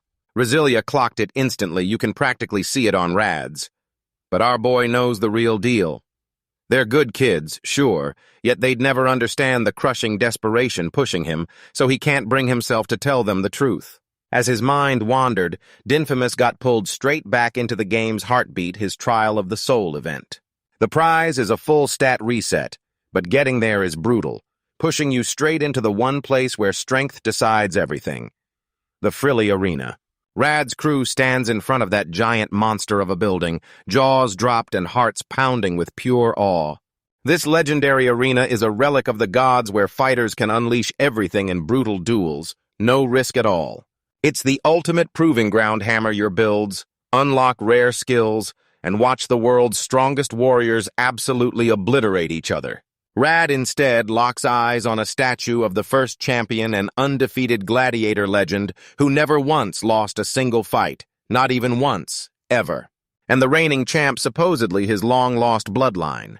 Inside, the battle's already roaring. Some guy grips a massive axe and screams, "I'll crush you, ooh!" Two fighters collide in a storm of brutal strikes. Rock Crusher unleashes hell, the axemen get rocked, and a savage shockwave tears through the arena. His opponent is reeling, but the big guy just smirks, flexes to trigger his superpower, and whips out a lightning-fast flash axe follow-up. It's done. He lifts his weapon for the final jaw-dropping strike, and yeah, that's the end. And just like that, the Beast King's slash lands, obliterating his opponent down to nothing. And the whole crowd erupts for the winner, Archibald. Rad and the others freeze mid-breath, staring wide-eyed as their faces drain to bone-pale silence. Our hero smirks and leans on the railing, voice smooth as ice as he tells them this is only the start. Then he teases the upcoming world's strongest tournament, where fighters from everywhere will clash. He's out here trolling Rad. What's up, you scared? After their clash with the Demon Lord, their confidence got ripped to shreds. But don't panic, our boy grins. This is all training, and if you stick with my lessons, you'll wipe them out with total ease. He lays it all out for them, yeah. Arcbolt and Sacco are top-tier fighters, but they're riddled with weaknesses. One drags his feet, the other hits like a wet paper bag. Rick and Rad's crew. That's a whole different kind of chaos. Even at just a third of their power, their stats are already smashing the competition in the big areas because they've got the right aptitudes and the perfect gear.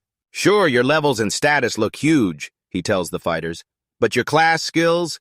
Yeah, they're falling flat.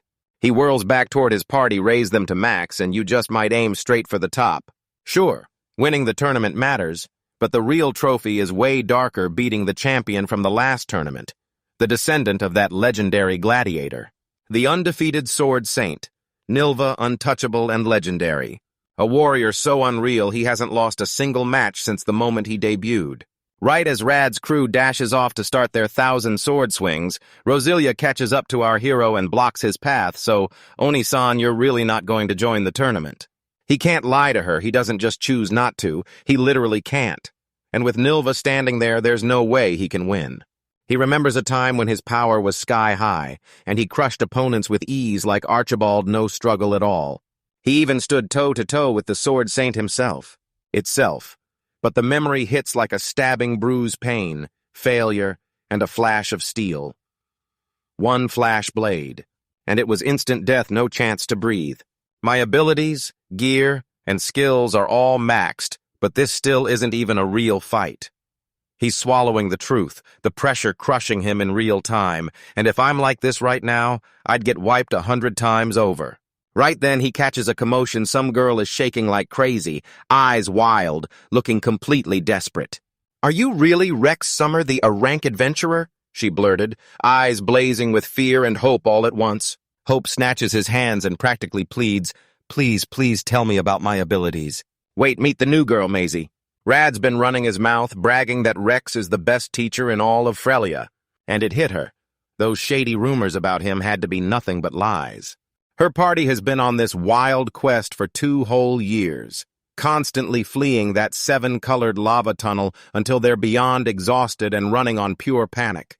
And she's on her knees, shaking with desperation.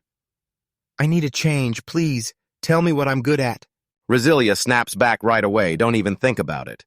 If you try, her skills will need time to ramp up, and that choice just has no payoff. And our boy just shrugs. Okay. And the whole room goes silent with everyone completely stunned. He's got a plan, and this is the perfect moment to put Rad's crew through the ultimate test. Roselia is freaking out. She's terrified he'll spill secrets about his powers. But our hopeless hero just flashes a sly grin because fighting monsters in dungeons isn't the only move. I've already got a plan to help the weak adventurers. He storms into the now empty arena, pulling Maisie right along with him. I'll size up your abilities, then he leans in, voice low and deadly serious, and lays down one rule, that's it. Yeah, he stares her right in the eye and barks, strip off every piece of your gear now. She's completely blown away, but she still nods and agrees. Up in the stands, Rad and the girls freeze in pure horror, so this is what adult fighting looks like, you pathetic scum, Rex. Our hero is locked in deep, having a galaxy brain moment, suddenly obsessing over game mechanics like they're the key to everything. He's not being a creep. He's telling you to unequip in the menu, and the second she starts stripping for real, panic hits him hard. Like, why are you waiting? That's not what I meant. After that wild misunderstanding, he finally lays it all out, his real plan, the special soul duel. He forces her to switch jobs into the weakest class in the whole game, like it's some kind of brutal initiation for a rookie. Maisie is still mortified, absolutely wrecked with embarrassment. He pulls up her stats right there on his menu. They lock both of them into the same duel format, force their levels to match at 25, wipe out every job growth bonus, and then crunch the numbers strictly from their raw base aptitudes. The numbers are insane, her stats scream born sorcerer, no doubt about it. She's been grinding as a fighter this whole time, even though she was born to be a mage, so when her Nile identity as a warrior comes apart, it shatters her from the inside out. All right, let's see what you've got, he says, and taps her on the forehead. He yanks a goblin out of the shadows with a snap of power. She lunges in with her sword, but her strike just snaps off that creature's club like it means nothing. She gets slammed backward and drops her weapon, but she still claws her way to victory on pure, unbreakable grit. Next comes the magic Roselia declares it, and Maisie just freezes, staring at the wooden staff in her grip like she can't trust what she's holding. 3 more goblins burst into the scene, and Rad's scream tears through the air as terror grips her. But something inside Maisie snaps, she charges in and roars, ready to fight. She snaps into chanting pure fire, roaring in her words. And he unleashes a blazing torrent of fire that instantly turns all 3 monsters to ash. She just unlocked her power, and with a bright, beaming grin, she whips around to Rex. Thank you, Rex-sama. I'm going to become a mage. She shoots back, oh, by the way, can I bring my party in while I tell them? Before he can even get a word out, she's already swearing she'll grab them by the necks and haul them over. Roselia sighs trouble, but our boy just smirks like he's in on a secret, because this is exactly part of the plan. The very next day, our hero's feeling unstoppable yesterday went so right that it still fires him up. It proved that his game instincts were still dead on and fully usable. Now he's got a bigger plan. He'll spread this whole new idea of aptitudes and class changes across the guild. And this is why, if people start flashing their statuses, he can hunt down the game's most powerful characters with his scouting game, and maybe, just maybe, you'll stumble into finding the hero. He tells Rad's crew he's launching a business that judges people's aptitudes, and they're about to become his promoters. Roselia can't even get words out. Wait, you really said that to them? She tries to warn him that rumors will spiral out of control, but he just waves her off like it's nothing. As she screams for him to run, the moment is already gone. He whirls around, staring down a towering, raven-hungry crowd of adventurers, all jostling to get their abilities read. Rexon, please, tell me what I can do. Don't cut in line. And he's shouting back like it's destiny. I want to become an imperial sword. Roselia just stands there like a statue, one single thought bubble hovering above her head, her face deadpan, then she totally nails me with that I told you so. So our boy slumps over his desk, scribbling at full speed like something possessed him, while his sister watches, probably thinking he's finally snapped. 1 week later, after the status appraisal service finally fizzles out and the chaos settles, our main man gets hauled straight to the guildmaster's office. As he strides down the halls, the receptionist clocks it immediately. No matter how world-shattering everything has gotten, his core attitude hasn't budged an inch. This was a wild turn from his old veteran friend. He had to publicly apologize to the entire adventurer community, then retire for good after their last catastrophic mission. They reach the top floor, and the moment they step up, the door flies open. "Guildmaster, I brought Rex-sama." With a smug grin plastered on his face, he's sitting there no one less than Rex, the veteran himself, and he announces, "That's right, you're looking at me," with his new digs, and he's way too proud for comfort. He smirks right back. "Kept you waiting." "Huh, so what, veteran?" So they sink into a chat, and the veteran finally admits he never set out to be the guildmaster because the last one practically strong-armed him into it. It was a shady, slow-burning takeover. First, the old master kept feeding him to the right people and handing him chances. And then somehow, he became the only logical choice for the job. He admits he'd been set to keep adventuring for another 10 years, but the wreckage he left behind, and especially meeting Rex, flipped his whole life upside down. With a dead serious stare, the veteran leans in close, and that's exactly why I'm ready to bet everything on you. He's well aware everyone's grilling him, asking why the guy who owned up to his mistakes somehow landed the top job. He shrugs off the job, doesn't care a bit because he's convinced Rex's knowledge will literally rock their world to its core, and he's pushing to make it happen faster. Our hero can only choke out thanks as the impact of it all slams into his chest. Rex breaks down the total chaos that erupted the moment Maisie started rambling about his powers. And it hits him hard. He's seeing the world in a totally different way than everyone else. But he already had a plan to slam the chaos back into perfect alignment. He just had to talk to the one person who actually understood. And their plan went legendary, so they set up a semi-official aptitude appraisal service for the whole guild. In this world, the whole city crowds in for a shot at the action newbies get near zero pricing. But the high-ranked guys, they get drained for a fortune. And yeah, it's a brutal, genius setup. The veteran tells him, "Forget everything else, lock in on the appraisals.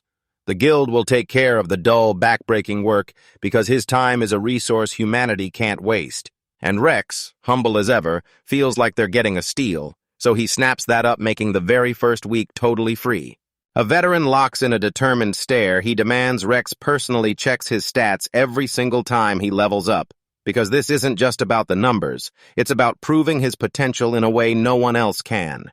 Rex nods and admits that people will always want his status appraisal, so that demand won't ever cool off as long as they're trying to measure their training progress. Then the veteran unleashes his brand new guildmaster power, hitting a masterstroke. He's going to use Rex's ability to scan the job change statues and post every requirement so everyone can see what they need. This wild, unhinged move will flip the whole world upside down, pulling adventures from every corner straight into their guild. The old veteran lets out a bitter laugh, straight up admitting he's jealous of the new generation because they're handed a clear roadmap to power. Our boy just can't stop grinning, no question about it.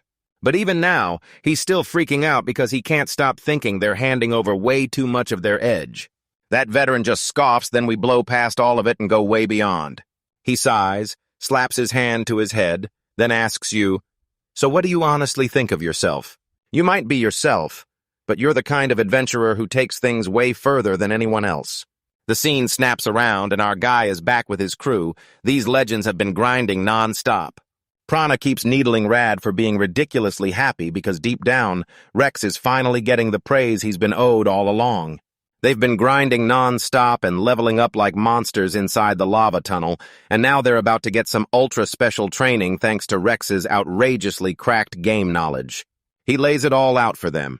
There are class skills, unique skills, and then there's his own, and it's so broken it doesn't even feel real. Class skills are the starter powers anyone can learn and use right away. But Rad's got a better plan: ditch his current class and start grading skills from the higher ranks instead. So he's ready for what's coming next. And the results are downright wild. Rad, already a brave Lou with monster growth, is now stacking reinforced growth items like crazy. Rex watches his stats go nuclear every time he levels up, and the numbers hit so hard he's completely floored. Meanwhile, Nevik puts under Maisie through brutal training, turning her into a flare red, a true wrecking ball master of destruction magic. And they're both spiraling upward at a terrifying speed. Prana already hit max focus growth, and now she's a deadly glass cannon archer, one shot away from obliterating anything in her path, who erases their targets with one single shot. Then out of nowhere comes Mana, the quiet healer who slips in like a blessing. His growth is so insane it's honestly kind of terrifying. After they finally smash through level 10, Rex drops his real plan with a grin. There's one nasty leap in experience they've got to hit first, and then he's dragging them into a brutal dungeon. Arad is instantly jacked up and ready to take on a brand new challenge. They don't march off to the guild for some quest. Rex doesn't hesitate. He drags them deeper into the woods, straight to a dungeon the guild hasn't even uncovered yet. They shove aside the vines and uncover a secret entrance tucked away from the world. The whole party's staring in shock like a brand new dungeon this close to town. They're about to become the very first adventurers ever to step foot inside. And Rex then trolls them with that classic line, "Don't worry, I've already checked this out in the game," and straight up warns them this place isn't as simple as it looks. Inside, they spot the enemy level 25 skeletons, and the move is simple sneak in for a surprise EXP grind, then sprint out. The second things start getting too ugly. Rad, the born fighter, blurts out right away, "Tell me you're cool with it because we're gonna beat all of them, okay?" Rex just smirks at you, all proud of how far they've come because, yeah, this place is the ultimate grinding spot. Then he drops a cryptic warning this dungeon won't be anything like what you're picturing. The party throws themselves into battle without holding back. With a savage glare, our hero spits, "You better be ready because the leveling hell is officially unleashed." A shadowy portal tears open in the sky. A voice rumbles out of the void, "Time's up. The moment is here."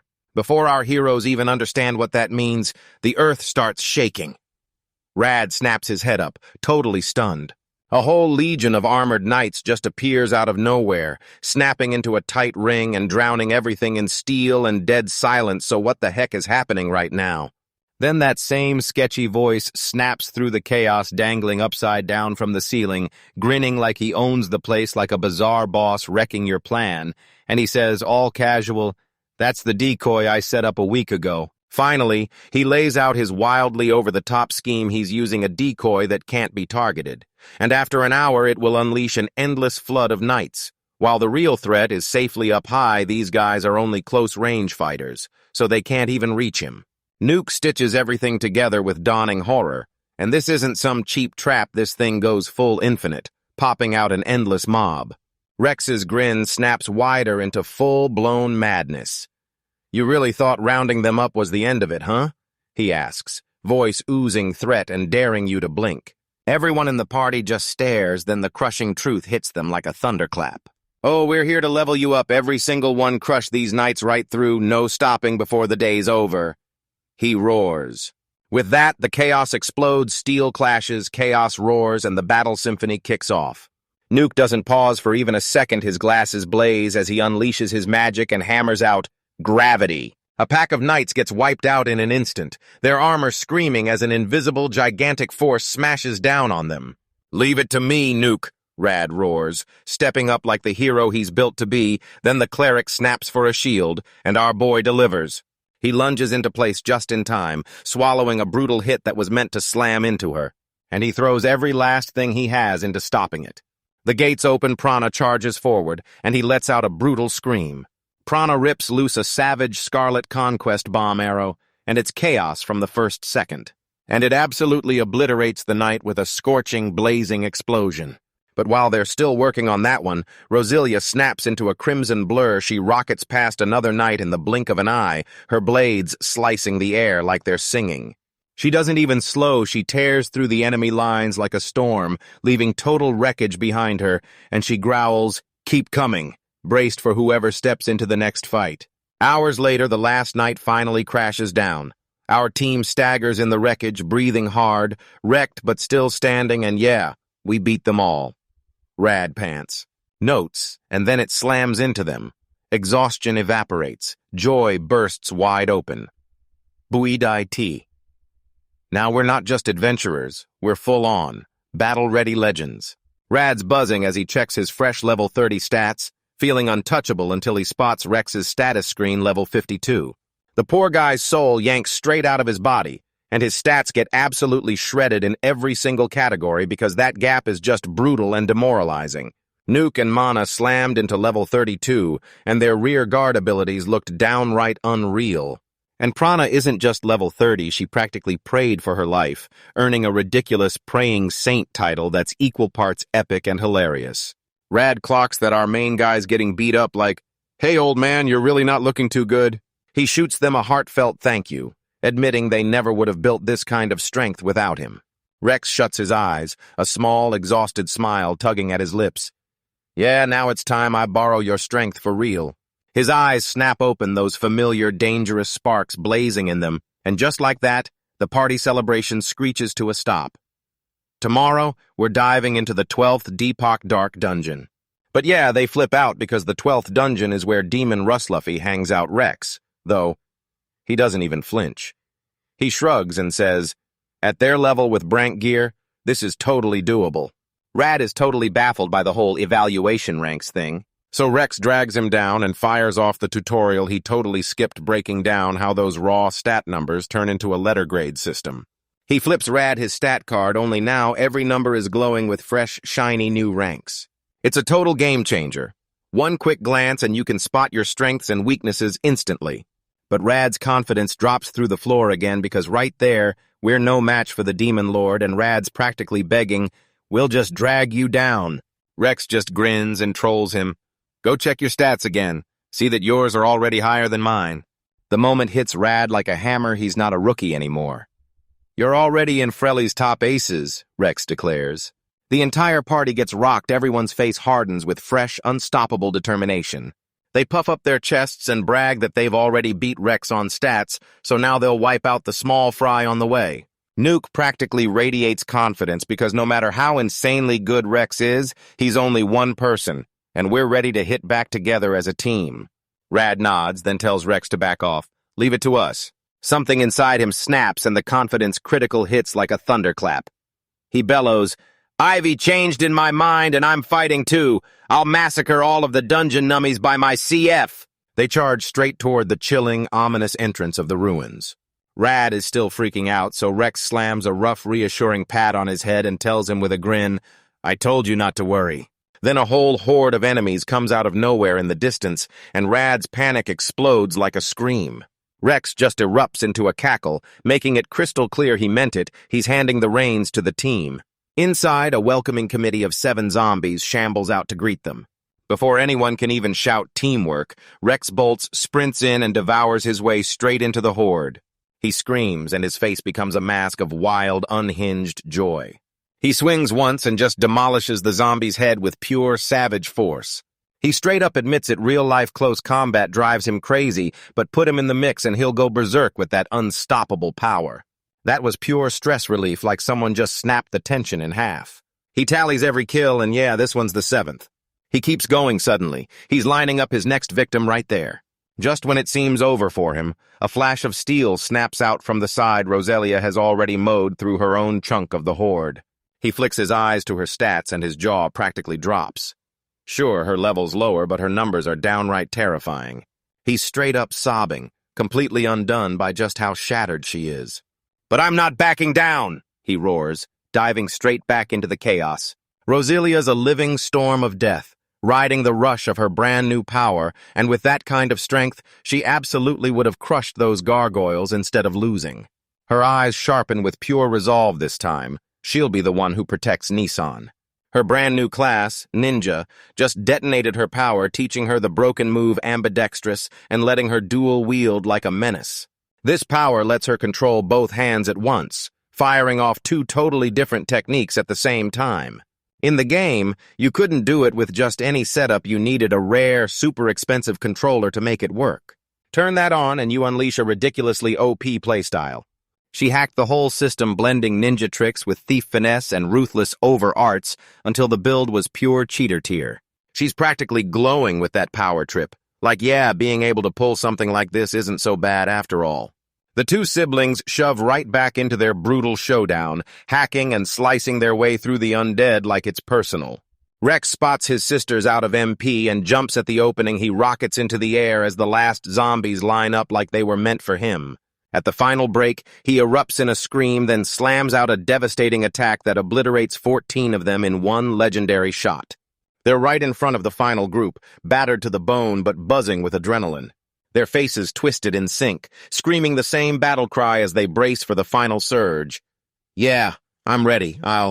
They're gonna win, and the whole crowd erupts together, roaring as one. Then Mana shoots her hand up and yells, Turn undead! A blazing holy pillar crashes down from the heavens and instantly turns every last zombie to vapor. Then the whole fight just fizzles out with a ridiculously quiet poof. Mana isn't having it. You just blew a knife and a top-tier magic potion here. Why would you burn them like that? She snaps, furious. Maybe she snaps and unleashes that fury on the two siblings. What are you two even doing? This isn't a date spot at all you got left in the dust, while you two kept flirting and throwing punches like it was nobody's business. Rex tries to fight back and she jabs a finger at him like, "Oh, so you're just gonna laugh, huh?" Because he can't even deny it. And she slams the message home, "Save your strength," because the real battle is coming. And finally, they burst into the cave's deepest, shadow-soaked depths. Rage hits him so hard his blood goes ice cold right here.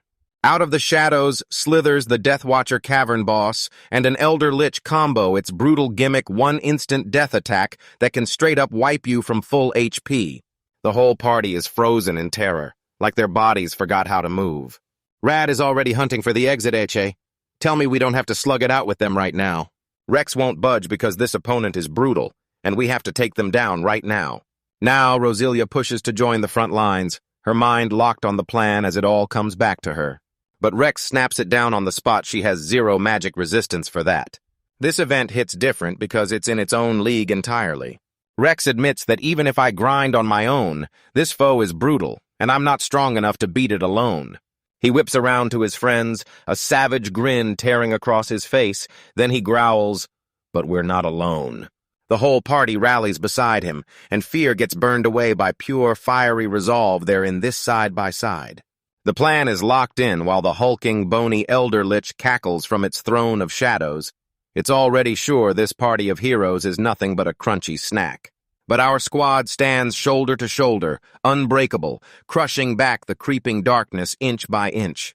Roselia, the elf, flashes a sly smirk and tells Rex his recklessness is screaming loud, and Rex just grins back like the full-on madman he is. "Yeah, leave it to me," he says. Then a dangerous glint sparks in his eye. But inside, he's sweating bullets, wearing a brave face like it's armor. Yet he knows the truth if he doesn't stop the Lich's signature move. They're all dead. This skeletal horror fires off an instant death move called Soul Reap, and it doesn't play games. He flashes the team a thumbs up, acting like he's totally cool while inside. He absolutely isn't. It'd be a lie to say he isn't terrified because sometimes a hero has to push through, even when his knees are shaking, and then he just moves, he kicks on heaven-rending Godspeed, turns into a total blur, smashes the ground to pieces, and rockets straight at the boss. The Lich barely manages to even clock what's happening. Rex unleashes a ferocious battle cry that tears through the air. With a sharp flick of his wrist, he unveils his trump card, an anti-undead special item, Holly Ashes. He chugs the whole pouch straight into the Lich's dumb, skull-faced face. The sacred powder explodes, and the Lich shrieks as its evil magic gets slammed into silence. Then Rex roars, "Comb!" And the cavalry is coming. The Lich scrambles to launch its only reap spell, but the moment slips away, and it's already too late. Late, the whole team drops in like a pack of wolves. Roselia and Prana immediately unleash blasts at the screaming skeleton, while healing magic keeps them standing. Rad and Nuke jump in right behind them, unleashing a relentless wave of healing light. Mana, the mastermind behind it all, lays out their totally unhinged plan, turns out undead, get wrecked by holy and healing magic, and that constant rejuvenation spell keeps chewing their HP down by percentage. This time, our hopeless hero doesn't stand alone. His whole squad locks arms beside him, their silhouettes burning bright as the Lich's power finally starts to crumble. With a confident smirk shared between them, they grin. "We're about to show this boss the real strength of bonds." Rex charges into a full-on, perfectly timed chaos, smashing in a brutal hit and yelling, "Eat this!" The others rush in with a symphony of wreckage, their battle cries tearing through the chamber Doria, "Take this!"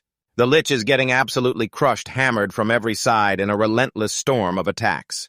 Our boy grins as the boss gets absolutely obliterated right in the middle of it. Friendship-fueled mayhem takes over. And just like that, it's over. Rad and Nuke are left totally stunned. "Wait, we really won." They stutter as the anticlimax finally crashes into them. But Rex just slaps them on the back and tells them, "Be proud, because they just crushed an enemy they never even dared to face head-on in their wildest dreams." He tells them he never once doubted they could pull off his totally ridiculous plan right from the start. And trust me, this was all for one glorious reason. He flashes a greedy grin and points right at the Lich's remains like, "Did you really forget? We're here to snatch the items." This dungeon boss rains out seriously epic loot, especially the Elder Lich, a top-tier nightmare whose gear hits with insane performance. There in the dust, not just one but two rare Tabibo drops shine, an enchanted staff and a crown-like circlet, while our boy can barely hold it together, losing his mind from pure excitement. In the game, you could snag only one of the boss's item drops at a time, so you had to grind that boss again and again, round after round, in a brutal, vicious loop. And then, boom, both of them landed the lunatic circlet, soaked in an undead sorcerer's essence, and the crimson inferno rod, a staff that spits hellfire and can burn the world to ash. This guy's practically humming with pure joy. Yeah, calling this dungeon attack a huge win is spot on. He's cheering his lungs out. Right as they're about to celebrate, the chamber shakes with a violent roar, then a wall buckles and collapses, exposing a twisted chain statue that's pulsing with dark energy. Right out of nowhere, a blinding flash detonates from the statue, and the whole party scrambles to shield their eyes. As the light finally dies down, a stunning woman drifts into view like a miracle. She's the goddess of salvation, Faye Norris, and she meets their eyes with a soft, shining smile. "My beloved children of light, I've waited so long for you," she whispers. Rex instantly clocks what's going on, boom, and that becomes the main quest of the whole story. The goddess tells them, "Break this statue of darkness, and we'll snatch the land back from it while we cripple the resurrection of an evil god. If they don't smash these statues, deadly poison gas will burst out and wipe the whole world, supercharging every monster on the planet." And yeah, every single statue he smashes comes with a prize straight from the goddess herself. To save the world, they need power, and this is their very first move. She points at that creepy statue and hisses, "Come on, this is when you prove you've got the guts." Rad, the hero through and through, steps up and grins, "You got it," then launches forward, ready to smash that evil artifact to pieces. But Rex suddenly snaps to a halt, and all of them just stare in total confusion. Our boy yanks out a feather boom. The goddess is thrown off instantly, and she snaps, Hey, that's not the wing of return, is it?" Panic flickers in her voice as she blurts, "Please, I don't need offerings." She suddenly panics, wildly flailing her arms. "Wait, no, you can't use that. Do it wrong and they'll march you straight back to the dungeon entrance, so put it away." But our main man, a full-on professional troll, and the goddess keeps begging, insisting the room is totally, perfectly safe. Rex just flashes her a sparkly, deadpan little wave, then goes, "Bye-bye," like he's totally bored and walking out of the most pointless party ever. The goddess of salvation is left totally stunned, jaw dropped to the floor as the heroes who just fought a life-or-death battle moments ago walk away like nothing happened. Get out right now. Safely outside, our kid stares in awe at their massive haul. Rad's still trying to make sense of the total chaos, like, was that really okay that we cleared it that fast? He's still reeling after they basically ghosted a literal goddess. Later, he strolled through the grand city like he owned the streets. Rex lays out his massive master plan because the only thing he wants is to smash the final evil god, Razluffy. But first, they've got to smash the 12 statues of darkness, destroy them all to weaken him before they can do anything. Here's the catch: smash those statues, and you'll be able to farm dungeon items while the monsters are still stuck at their beginner level. After they busted out of the Death Watcher cavern, the monsters still roaming the ruined Dark 12 are stuck at level 25. They're leveling up as a team, but fighting buffed-up bosses across the world isn't happening, at least not yet. And that's especially true after the insane, legendary loot they just pulled out of thin air. They spot Prana and Mana heading straight to register for the battle of the world's strongest tournament. Rex is completely stunned that they'd even want him. But Nuke confirms they were absolutely buzzing, lined up at dawn, ready to get in. Rad clenched his fist, totally fired up. "Yeah, of course we are, because this is our shot to prove just how far we've grown." He jabs a finger at Rex. "Old man, if we face off in that tournament, we're not pulling punches. And yeah, our boop is a bomb. So no, I'm not stepping into the tournament." "Huh. Hold on. We've been busting our tails like crazy, thinking you were about to show up and enter." Rex leans in and tells him, "Go for the win this year. I can't wait to see you guys rip the stage apart when you perform." He promises their showdown is coming next year right on schedule.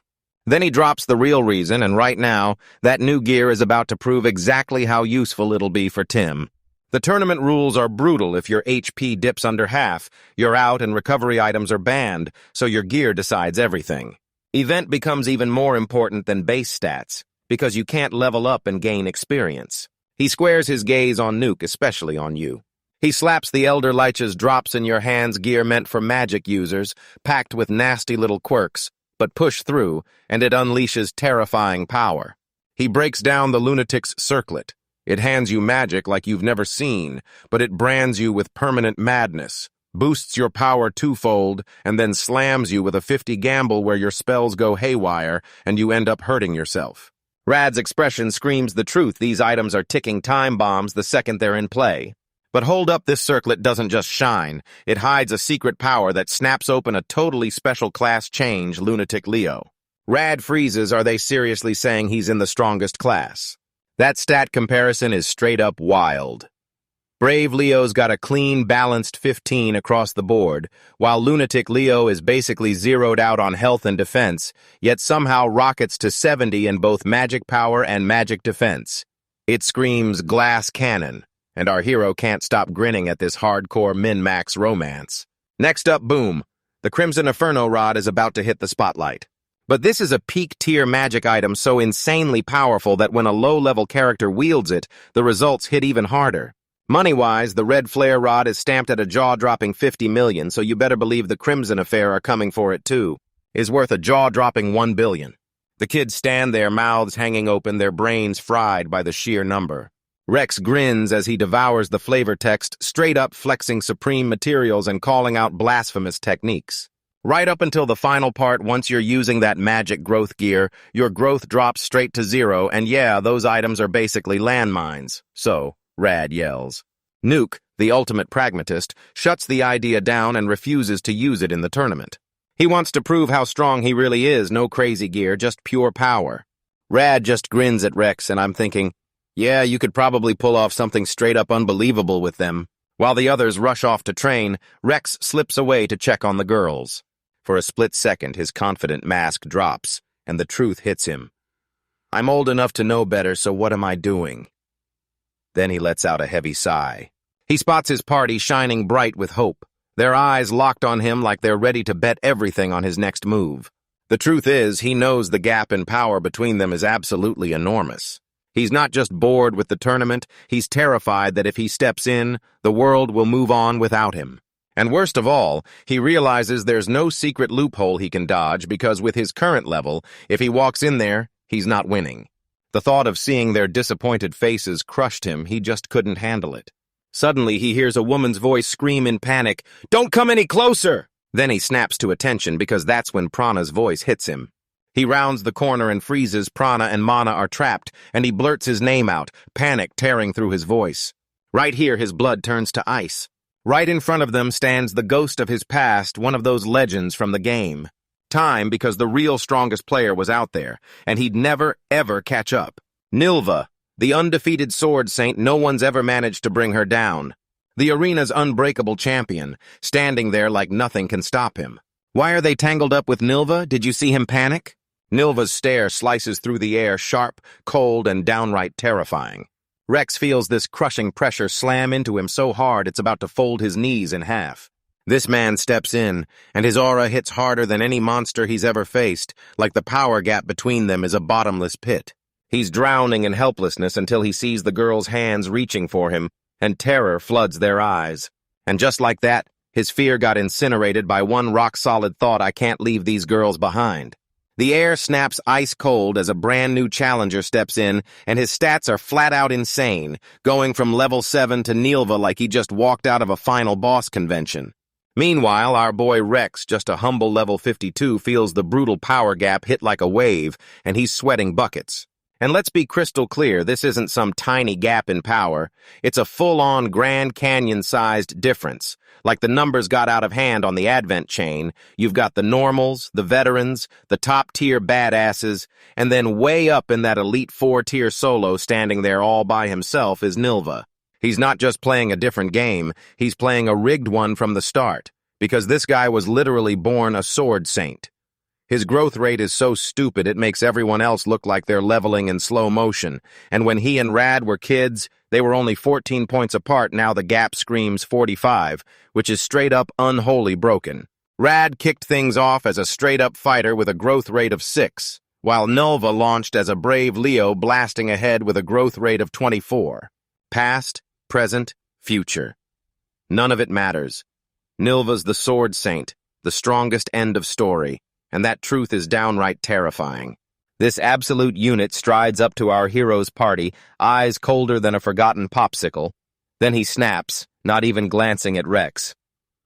"I've got business with the girl." Rex, of all people, just stands his ground like he won't take any disrespect, and Nilva only scoffs with arms crossed, unimpressed as can be, muttering, "Hemp worthless." And yeah, that sparks the whole party. Instantly they lunge to their master's defense. Nilva swivels his condescending stare onto Rex, and his voice oozes pure contempt as he snaps, "Sure, being someone's apprentice matters, but you'd better know this first, you're weak." He keeps going, twisting the knife, barking about talent and status, then bluntly says our guy has none, not even a crumb of sword skill, and definitely not a trace of intelligence. Then he swings that last hammer blow, boom, making the silence ring like a warning you'll never stand with us. Our hopeless hero's face crumples, and those brutal words hit him like a wave, crushing him for a moment. Then something snaps. He clenches his fist. Wait. Nilva freezes, rams her stare into him, and drops him dead in the eye. "Yeah, I'm weak, but I'm not just watching the future. I'm taking it, and I'll pass you for sure." Rex's audacity is off the charts. He's not letting that guy stroll away after a stunt like that. You don't get to just drop a monologue and make claims like they're fact. I'll show you proof. With pure, no-holds-barred guts, he hurls the gauntlet, so come on, duel. Then he jabs a fingerstone still, no flinching, like he dares you with one question, "Run away, would you, sword sensama?" For a heartbeat, everything goes dead quiet.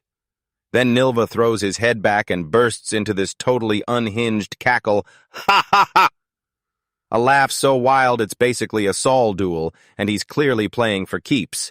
But this shady creep has to toss in some extra chaos, win or lose. He's talking like he'll take the girls, and the party freaks out, but Rex doesn't even blink. His apprentices burst out with instant cheers, their faith in him rock solid and unmoving. Nilva smirks and asks, "Is that it? This is what you're willing to settle for after you win?" Rex nods. "Yeah." If Rex wins, Nilva keeps her distance from them forever, and that's the whole deal. All he wants is one thing, and the way he says it feels bone-chilling.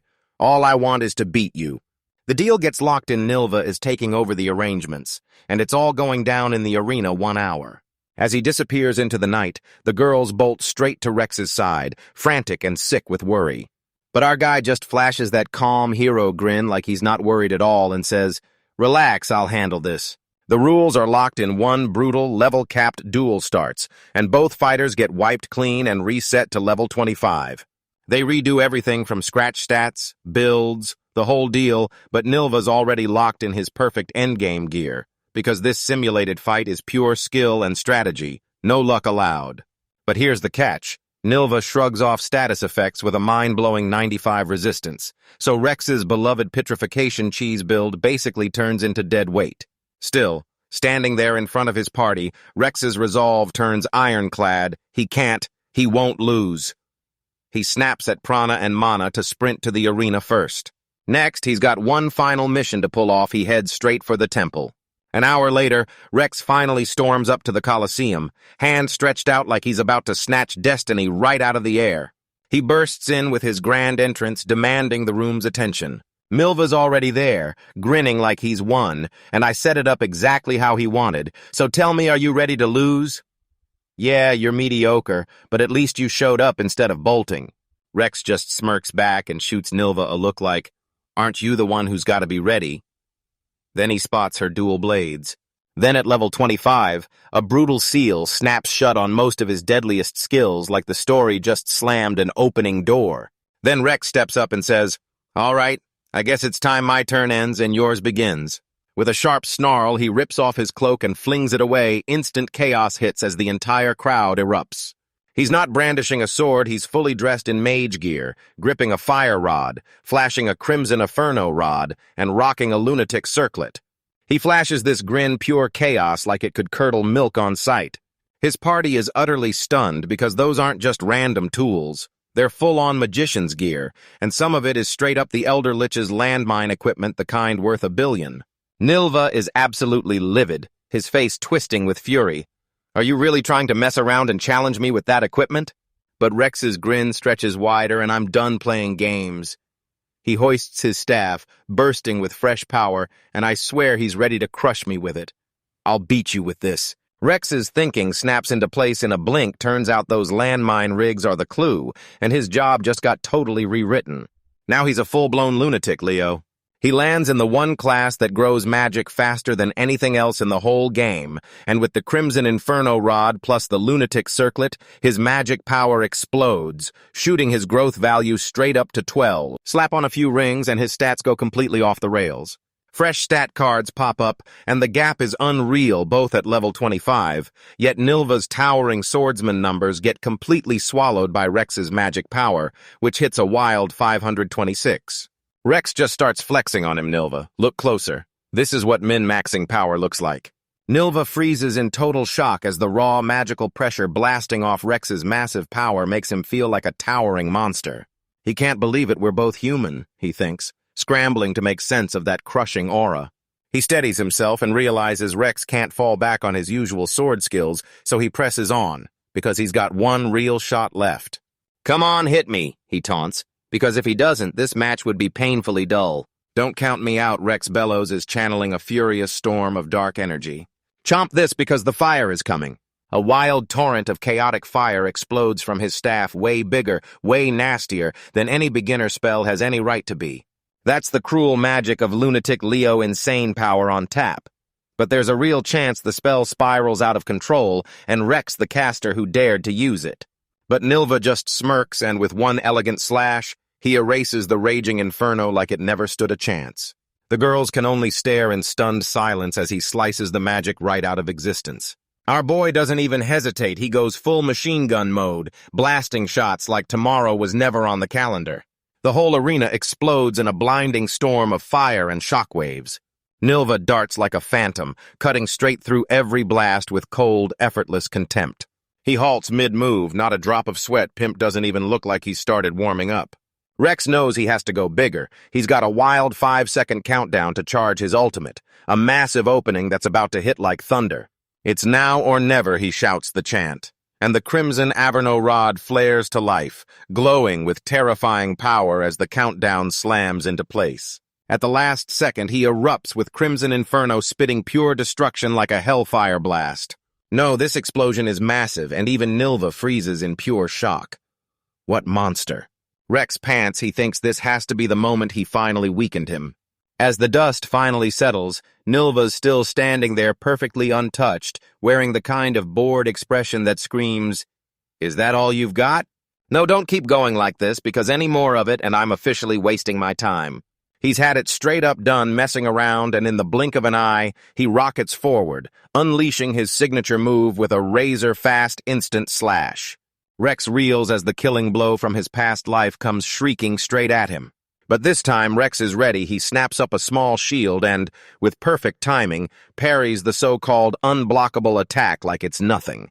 Nilva's eyes bulged with disbelief. What is happening? Rex's lips curled into a victory smirk. Yep, this is exactly what I was going for from the start. The entire Magic User Curaday act was nothing but a massive pure bait to force Nilva to fire off his predictable opening, the exact timing that's now seared into Rex's soul after dying to it again and again. Nilva stands wide open, and Rex drives his blade straight in. Looks like you really underestimated me. Me. But the sword. Saint doesn't break. He clenches his teeth through the pain, wounded but still standing, and I swear victory is still within my reach. He fires up another instant slash. The second Rad spots the deadly flaw, and then Rad demolishes his whole build. But our hero's already one move ahead. This isn't over yet, and I told you I'd catch up and surpass you. Nilva realizes this weapon isn't limited to one move right before he pulls it off.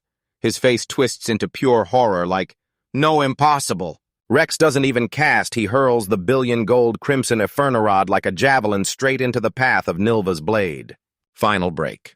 The legendary weapon crashes down and shatters on impact. Blasting out a cataclysm-level explosion, his party freezes in shock, and the wild part is, he just tossed away a fortune for one single attack.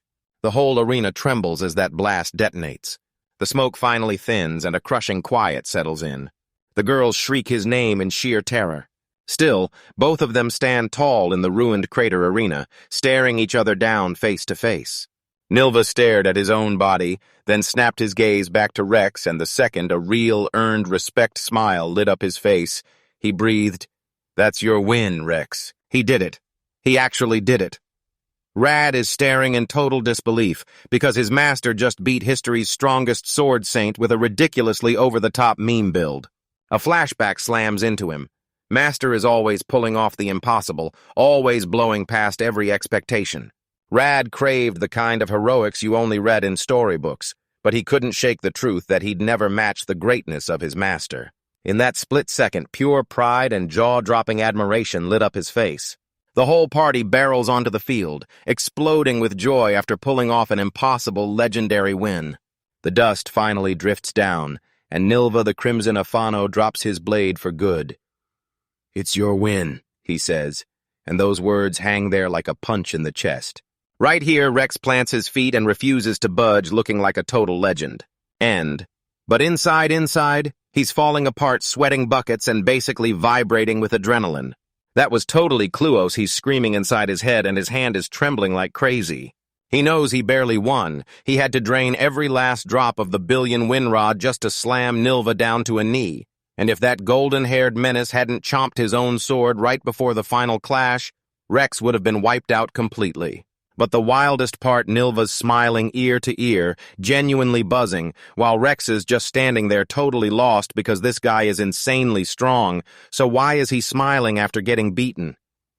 Turns out the whole chaotic duel was just a test to prove what he'll become. Nilva gives him a sharp nod of respect, and then he growls, "I'll admit it, you're strong," as blood pours down his face. He tells Rex to hold his head high, and bam! Alarm bells start blaring inside our hero's skull, right on the nose with the exact line from the game. He remembers that moment crystal clear, but in the game it was meant to be a bright, triumphant victory. Right now it feels heavier, like something ominous is creeping in. Nilva whips around to the girls and blurts out an apology for pushing too hard, then they recoil hard, because this dude's totally unhinged energy has them frozen in fear. He declares he's leaving, then slips in a chilling warning about a wicked presence lurking nearby, says it's coming from Prana, and tells Rex, "Be careful." The elf girl's completely rattled. She was on full guard against Nilva, but now it looks like he's not just playing anymore, he's been swallowed by the game's storyline. Rex is getting hit with a full-on internal meltdown. Nilva's attitude is completely off, and it's freaking him out. But what if just maybe there's a genuinely nice guy hiding under all that attitude? Before Nilva even lets it sink in, he whips around and slams his blade straight into the wall. "I'm done here, there's nothing left for me," he snaps. He stood there like the final boss, swaggering in place, just itching to make his grand exit. As he stomps off, he erupts into a wild cackle, and that crazy laugh ricochets through the Colosseum. He shoots Rex a final savage grin over his shoulder, like a warning and a promise. "You've got my gratitude, Rex. One day I'll pay this debt back." Just when the tension finally snaps, Prana rockets over Rex-san. "Thank you so much for fighting for all of us." Our main man just shrugs and plays it cool like nothing's wrong, then boom. It turns out he's the villain all along, and that twist feels wild. But Prana's sharp as a blade, she fires off a question about that brand new manual art he pulled out, the technique that flipped everything on its head. She's sure a master swordsman like Nilva would have clocked that move in a heartbeat, and now she can't stop fearing how much deadlier he'll be when they face off again. But our boy just smirks, fresh confidence burning in his eyes. Yeah, it's totally fine. In that instant, something clicks inside him. No more comparing, no more overthinking, no more doubt. He vows to level up the people around him, and then pushes even harder. He'll live just to strengthen the whole damn world. Right then, the elf girl raises Nilva's warning. There's wicked energy hiding in Prana. His confidence evaporates, and ice-cold sweat breaks out instantly. In Prana, Prana and the crew are nothing but random NPCs. No special moments were ever meant to trigger from them, and he always walked away with the same old normal ending, party and all until now. He starts connecting the dots, but the only evil thing he can remember is that Dark Attribute Dungeon's final boss, and it doesn't match. The only other shady moment was the boss they just flattened in the ruins. So could it be that? So he slaps a pin in the conspiracy theories and tells himself he'll deal with them later. "Sorry guys, go on back first," he snaps, spinning to leave. "I'll catch up after I make sure my class is good." He strolls off by himself down the stone path. His pounding steps carried him straight to a colossal statue of the legendary Sword Saint. This is where the very first champion is born. The hero stood head and shoulders above everyone, brimming with raw courage and strength, swinging two blades into his enemies like a storm. That was the exact kind of power he'd been staring at from afar, daydreaming about it like it was untouchable. He replays Nilva's parting words in his head, promises that he'll pay back every last bit of that debt. No, he stared at the statue. His resolve turned stone cold, and he said, "I'm the one who owes you." He plants a hand on the cold stone like he's done with owing. "I just paid back a sliver of everything you gave me, Nilva." The sword. Saint, the ultimate close-range class, was handed out only to the absolute strongest, with skills so lethal in one-on-one combat that no one could match him. To get it, you've got to earn the original Sword Saint's own recognition, by crushing him in an epic showdown that left everyone breathless. He lets his mind race back to his friends. As the faces of the people he's fighting for flash in his mind, he tightens his fist, stands up straighter, and vows to hold his head high in front of them. A few days later, Rad got called out by his teacher for sulking over his loss. "Are you kidding me? You should be bragging you're third strongest in all the world," the teacher roars, slamming the kid on the head. And the girls all chime in at once, telling him he's pushed himself way past enough already. Right on cue, Rex bursts onto the scene, and trust me, you're about to get even stronger fast, so don't just stand there wasting time. Meanwhile, inside the tournament stadium, Nilva's victory interview is blasting live right now. He leans into the reporter and tells them his victory was the only outcome that made sense. The reporter corners him and demands, "So how are you running two different arts at once, left hand and right hand?" Rex hangs back on the sidelines, seeing the wild truth Nilva just wrecked that monster, and the master-level technique he mastered so slowly somehow got him results in only a few days. But Nilva rips into the whole stadium with relentless trolling. "This isn't something I cooked up myself. It's a move he taught me. So if you've got questions, go ask him." Rex freezes. "What's he doing, Remba?" The crowd explodes like, "What? So you're saying someone out there actually taught you this, and now you've turned the world into a living woe?" Rex's brain fries on the spot, then he goes, "Eminem." Nilva flashes a wicked grin, basking in the chaos like it's music. Then he thrusts his arm up and jabs a finger straight at our doomed hero in the stands, Rex. The only man who ever crushed me in a one-on-one. Combat. His soul rips out of his body as the spotlight slams onto him, and all he can choke out is, "That dick." His grand plan to quietly and slowly make the world stronger just blew up in smoke, because this is the exact opposite of subtle.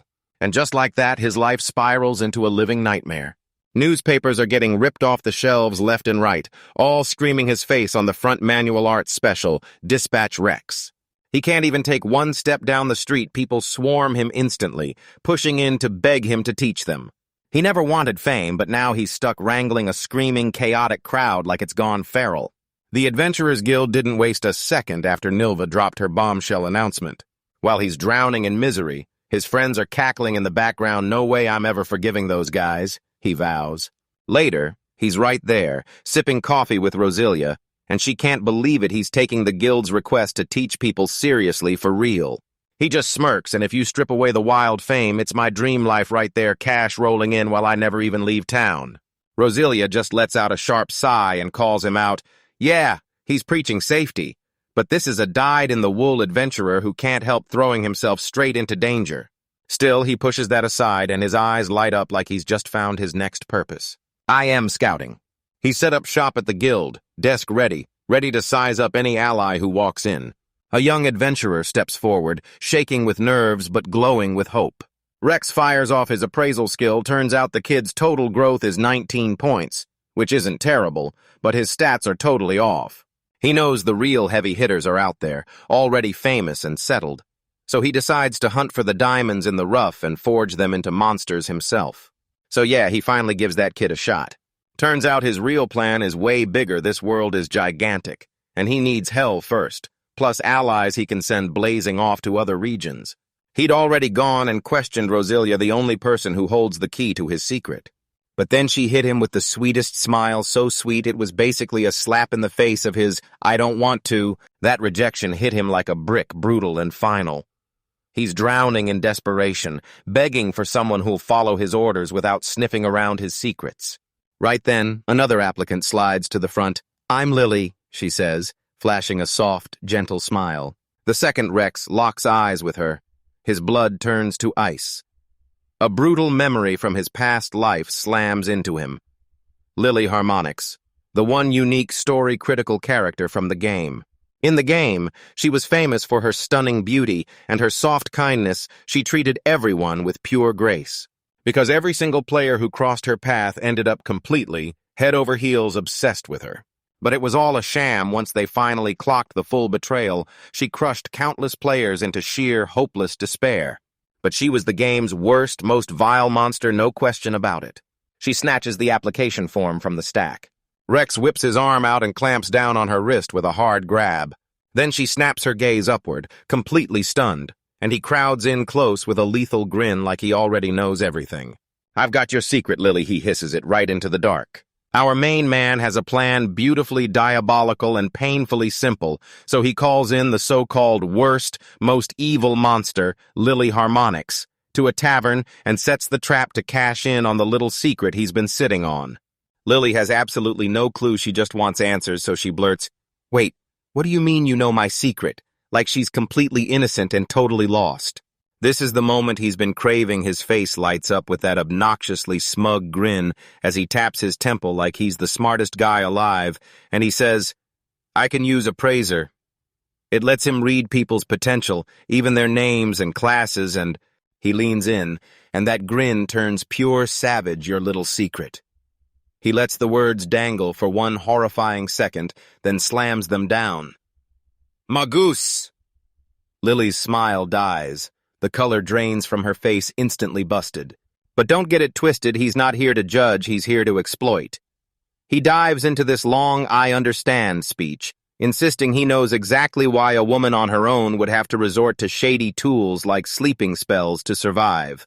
With that trust locked in, he finally strikes bold as ever, trusting his instincts, and with that fierce love for adapting, he steps in just to scout you.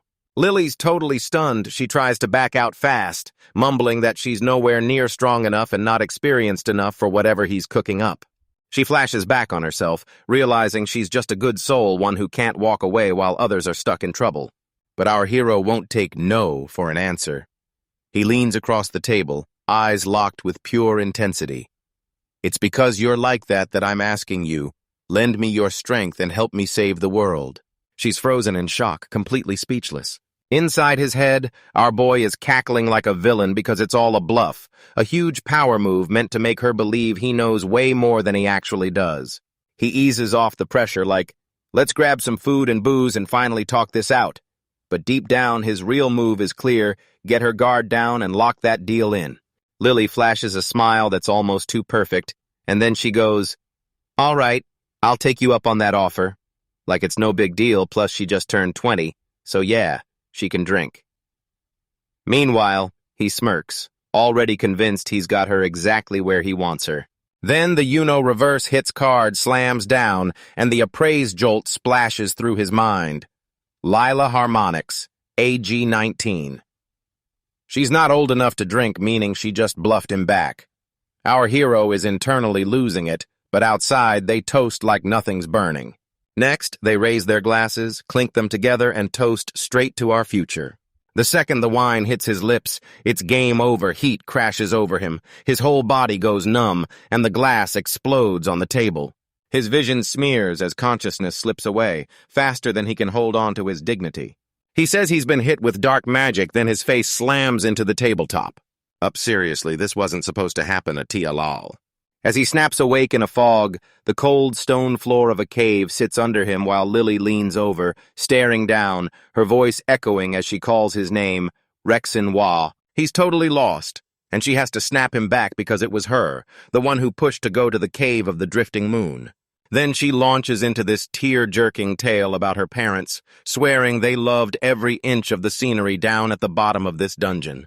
She drags him deeper into the cave like she already knows exactly what's waiting in the dark. The moment they burst into the clearing, his breath snaps to a stop, glowing flowers shimmer like a spell in the air. It's breathtaking, and for one wild second, he's just as knocked out stunned as she is. A single tear slips down her cheek, like it can't hold itself back. She sniffles and apologizes, then I blurt out, "I'm just so happy I got to see this place the way my parents used to remember it with you."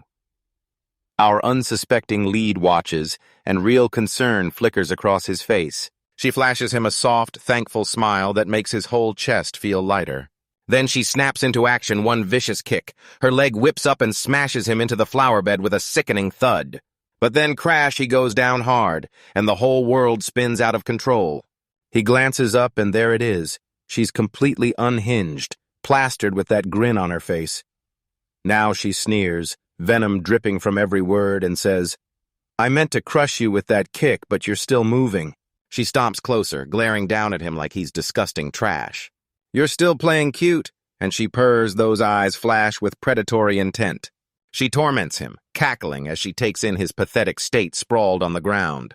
Then she slams down the most chaotic bombshell on the planet, her face twisting into pure madness. "Yeah, I'm a man too." She keeps tearing into him, sneering as he blunders straight into her trap like it was planned. And that sob story hooked him for good. She spits his tear-streaked words right back at him, drenched in disgust. "So you really think there's a woman like that?" "You idiot!" she snarls, then shrieks and yanks his face right in her grip. "Wake up, Fasaki, already. Come on, you moron." Aw, man, did a firewires just go up in flames. Our hero snaps upright in bed, drenched in sweat because that nightmare wasn't real, and yet it clawed right back from his dark past, dragging the game into his worst memories. Crystal clear in my mind, Lily Harmonix's real secret, the BMB's worst monster, is that he's human. Again, there's this character everyone despised so hard he earned the name Human Garbage. Turns out the real story was way less dramatic. This guy had every chance to use evil Lily like a pawn, but his insanely low alcohol tolerance knocked him out cold after just one single sip. He didn't get drugged at all. He just can't handle a thing. Total lightweight. He jerks upright in his room, his head screaming with pain, and he's crushed by his own failure like it's the end of the world. That's when he hears it, a low, grinding rhythm, shink, shink, creeping closer. Like he whirls around and his blood turns to ice, Resilia's sharpening her sword.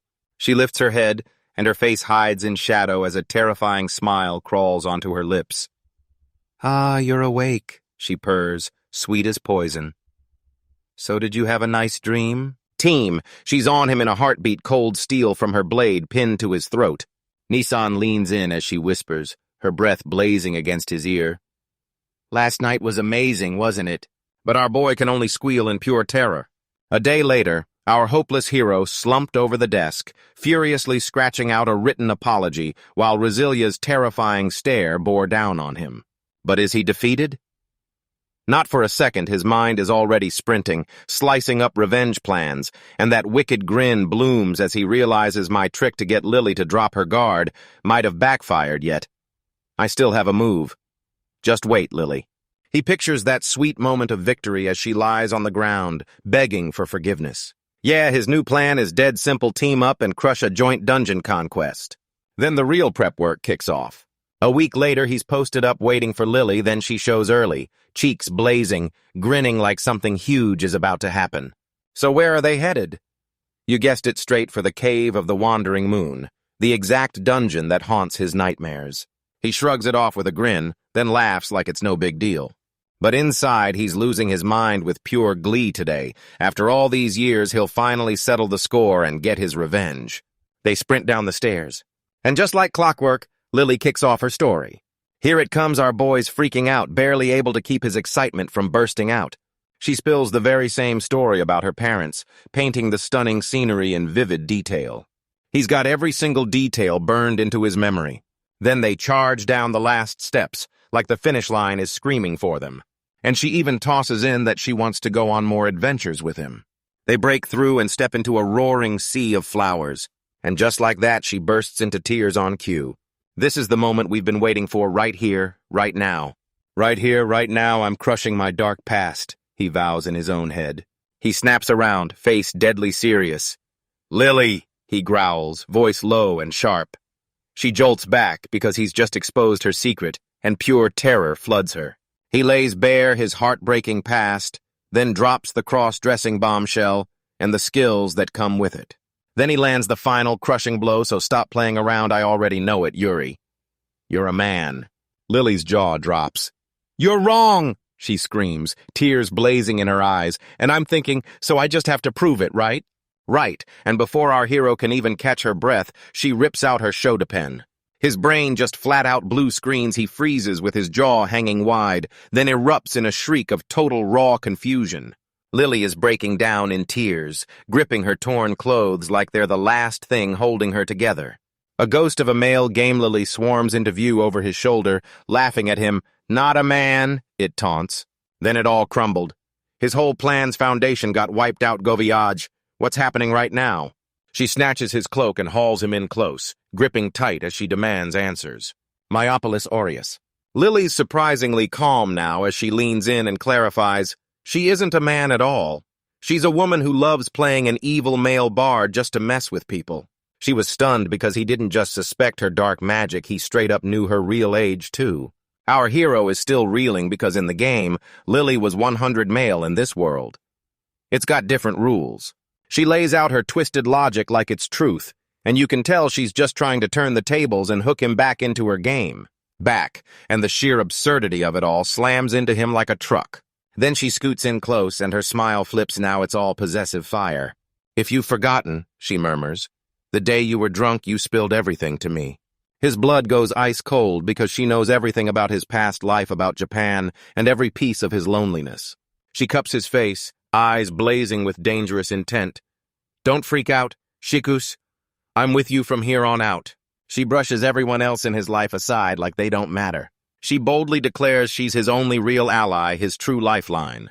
The horrifying truth finally smashes into him. He thought he'd get one of those predictable trapped game characters, but no, he didn't just take a pawn. He latched onto a full-blown yandere nightmare. Our main man is hauling Resilia somewhere ultra-fancy, and she's completely thrown off Nissan. Where are you taking me? She blurts, staring around like she can't believe this high-class place.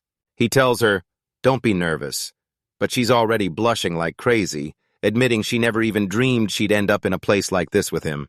Right as they're finally about to settle in, a fresh challenger bursts in, all smiles and unstoppable charm. Oh, Rex-san and Emuto-san, pleasure to meet you. And just like that, Resilia's good mood gets smashed to pieces. Her smile drops hard when she blurts that she's come back to return the cloak she borrowed. The three of them sink into their seats, and the air turns tense as hell. Rex slices right through the awkward silence with a dead serious stare. So tell me, what's happening here? Explain it clearly and don't leave anything out. Lily, the newcomer. Lily just flashes a sweet smile and completely trolls Resilia, and honestly, don't be so brutal to your own Isan, Emuto-san. Resilia is seconds from snapping, hissing pure rage, but Lily doesn't back off at all. Fufu, I wouldn't mind it if you called me Nissan, you know. Lily finally quits the small talk and gets right to it. She comes in close, whispers like it's a secret, and asks who they're really digging into. Then she hits you with the bombshell. Are you talking about Japan? Right there, our boy completely snaps his shaking hits so hard the whole table rattles like it's about to break. Lily stays calm and admits she overheard him muttering in his sleep the night he was drunk, then quickly reassures him she heard zero details because even without the whole story, she's still ready to help. She whips her head toward Resilia, eyes blazing with a desperate plea. Please trust me and let me handle this. Resilia's expression crumples under the crushing weight of the moment, and she snaps, I don't like that idea. But with a heavy heart, she reluctantly admits it. Rex steps up for Lily, insisting they can trust her, and he's pushing hard for everyone to actually get along. Lily's bright smile snaps back in seconds, and she chirps, yes. Once everyone's finally gathered, Rex slams the documents on the table and lays out their first real mission. Rose, the beautiful, gentle woman who took them in and gave them a place to stay, was their target. 1 week later, everything cuts to a dark, creepy dungeon where the party's grinding hard until a level 42 greater mummy tears out of the shadows, its bandages snapping and flapping like a warning. But Rad, the party's mage, is already keyed up. "Here I go, fire and shod, melt!" he roars, and blasts a raging torrent of flames. He's shouting the most absurd attack names like Crimson Victory Attack at full volume, pure chaos in every word. And then it got even cringier belly laughing before the decapitation hit. The mummy gets swallowed by raging flames, and you can practically see the shock hit as the chaos explodes around it. The monster whips a massive fist toward him, but Raja smirks at the mirage, then the attack phase blasts straight through. It turns out Prana made the whole thing a clone, and he zips right in, swishing past to rescue his reckless skin. "You saved me, Prana!" he yells, and the real mummy gets slammed under a storm of spells. Then she fires back, "Next time I'm aiming it at you." Prana grinds the creature to a stop, then Mana steps forward, eyes blazing with raw power. "The rest is on you," she snaps.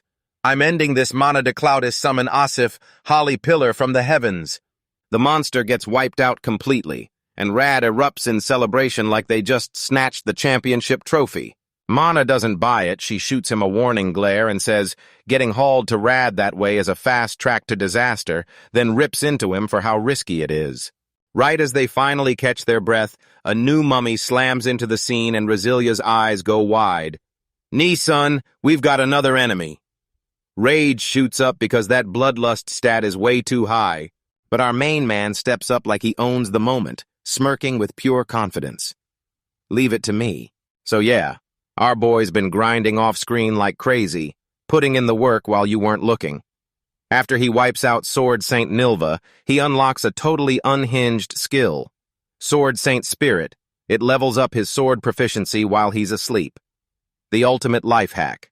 That grind wasn't passive at all. It forged his sword skill straight into the legendary Sword Saint rank, and every blade strike hits for double damage. He murmurs one word, and it never ends. In one lightning strike swing, he slashes the greater mummy clean in half. But this unhinged power always demands payment. He drops to one knee, panting and drenched in sweat, utterly wiped out his level rockets to 52, yet he's still forcing his body past the absolute limit. The team pushes forward without slowing down, storming straight into a brand new chamber.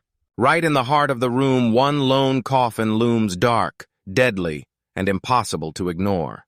Then Rad's confidence cracks. He starts to shake, asking if they should really risk opening that thing. Rex completely snubs him, forcing it open and exposing a headless corpse with a strange weapon rammed into its chest. "Thig knife of regret," he mutters, saying it's a special tool made to put down certain undead. He yanks the menacing blade clean out of its sheath. The second he snatches the knife, a hidden door rips open with a sick, grinding roar, and the whole crew freezes in shock. Rad's pumped to push forward, then Rex slams the brakes and stops him dead. "I'm not saying you'll lose, but I'm not going to promise there's zero risk either." Rad glares straight at him like he's ready to fight, then he snaps, "And yeah, you're wiped out right now, aren't you?"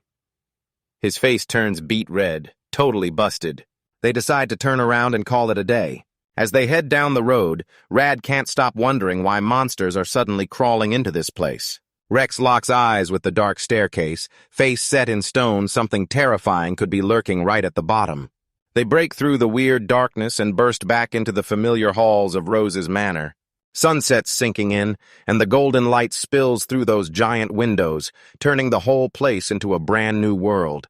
Rosilia let out a quiet sigh, completely swallowed by the moment. Suddenly, a soft voice rings out, "Welcome home, everyone." And there's Rose, glowing ethereally in the fading light, asking, "Are any of you hurt?" Later, Rose cheers our hero like a legend, stunned that he tracked down a hidden door and wiped out the monsters waiting behind it. His party members are practically radiating with pride. And Rose blurts that she only just inherited the manor, clueless about its secrets or the monsters lurking beneath it. Then, right on cue, Rad's stomach let out this huge, earth-shaking growl. Rose smiles warmly and graciously invites everyone to stay for dinner. She smiles and admits the place feels way too huge for just one person. Then she grins. I'm so happy you all came to visit. Rosilia watches her, and that expression of hers won't give a single thing away. That night, as they finally head out, the party just can't stop pestering their host Roseanne's the sweetest right. And yeah, her cooking is seriously amazing too. But Rosilia noticed something totally different, and when we finally had to head back, Rose-san looked crushed with loneliness. Rad, the eternal optimist, just flashes a grin, then he says, All right, let's head back and hang out at that manor real soon. And every single person lights up and agrees right away. But our boy isn't guessing he knows the real truth, and he sees right through that act to what's hiding underneath.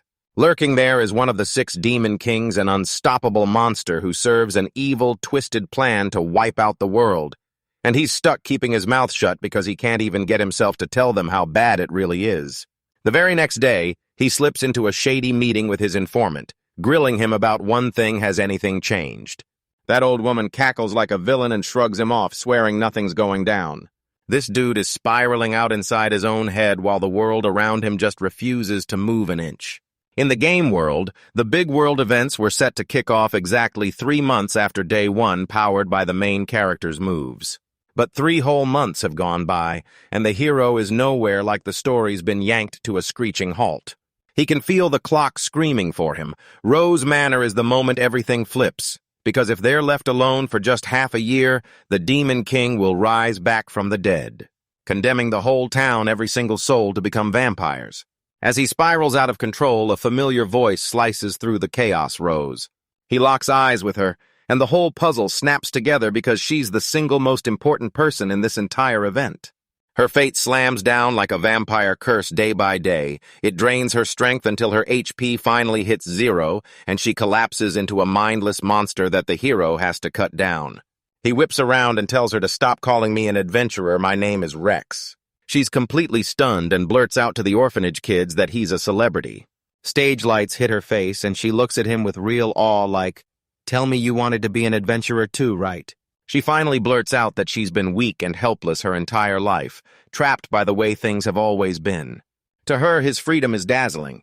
Rex yanks up her stats and his stomach drops. Level 1 Yucha sinks include MP 30. That's it. Barely anything at all. He gets exactly how this game plays out, because the developers lock key characters' stats in place from the start, just to keep the story on rails. His stats are clearly tweaked to fit a player character, but Rose's hers are deliberately, tragically crippled. Her low HP and MP aren't just numbers on a screen, they're a literal countdown to her death once the curse locks in. Right there in that moment, a wild, unhinged idea ignites in his head. Rose, he finally begins. Want to play adventurer? Her brain totally seizes up now. Tell her. Which way do they go? He whisks her up to a breathtaking overlook and points down at the whole town sprawled like a map beneath them. Tears of pure joy spill down her cheeks. She's never seen the outside world like this before. Thank you so much, Rexama. I'll never forget this day. Then, with the most savage troll energy, he whips out a ring, and right on cue, Rose's heart drops because she thinks this is it, a proposal.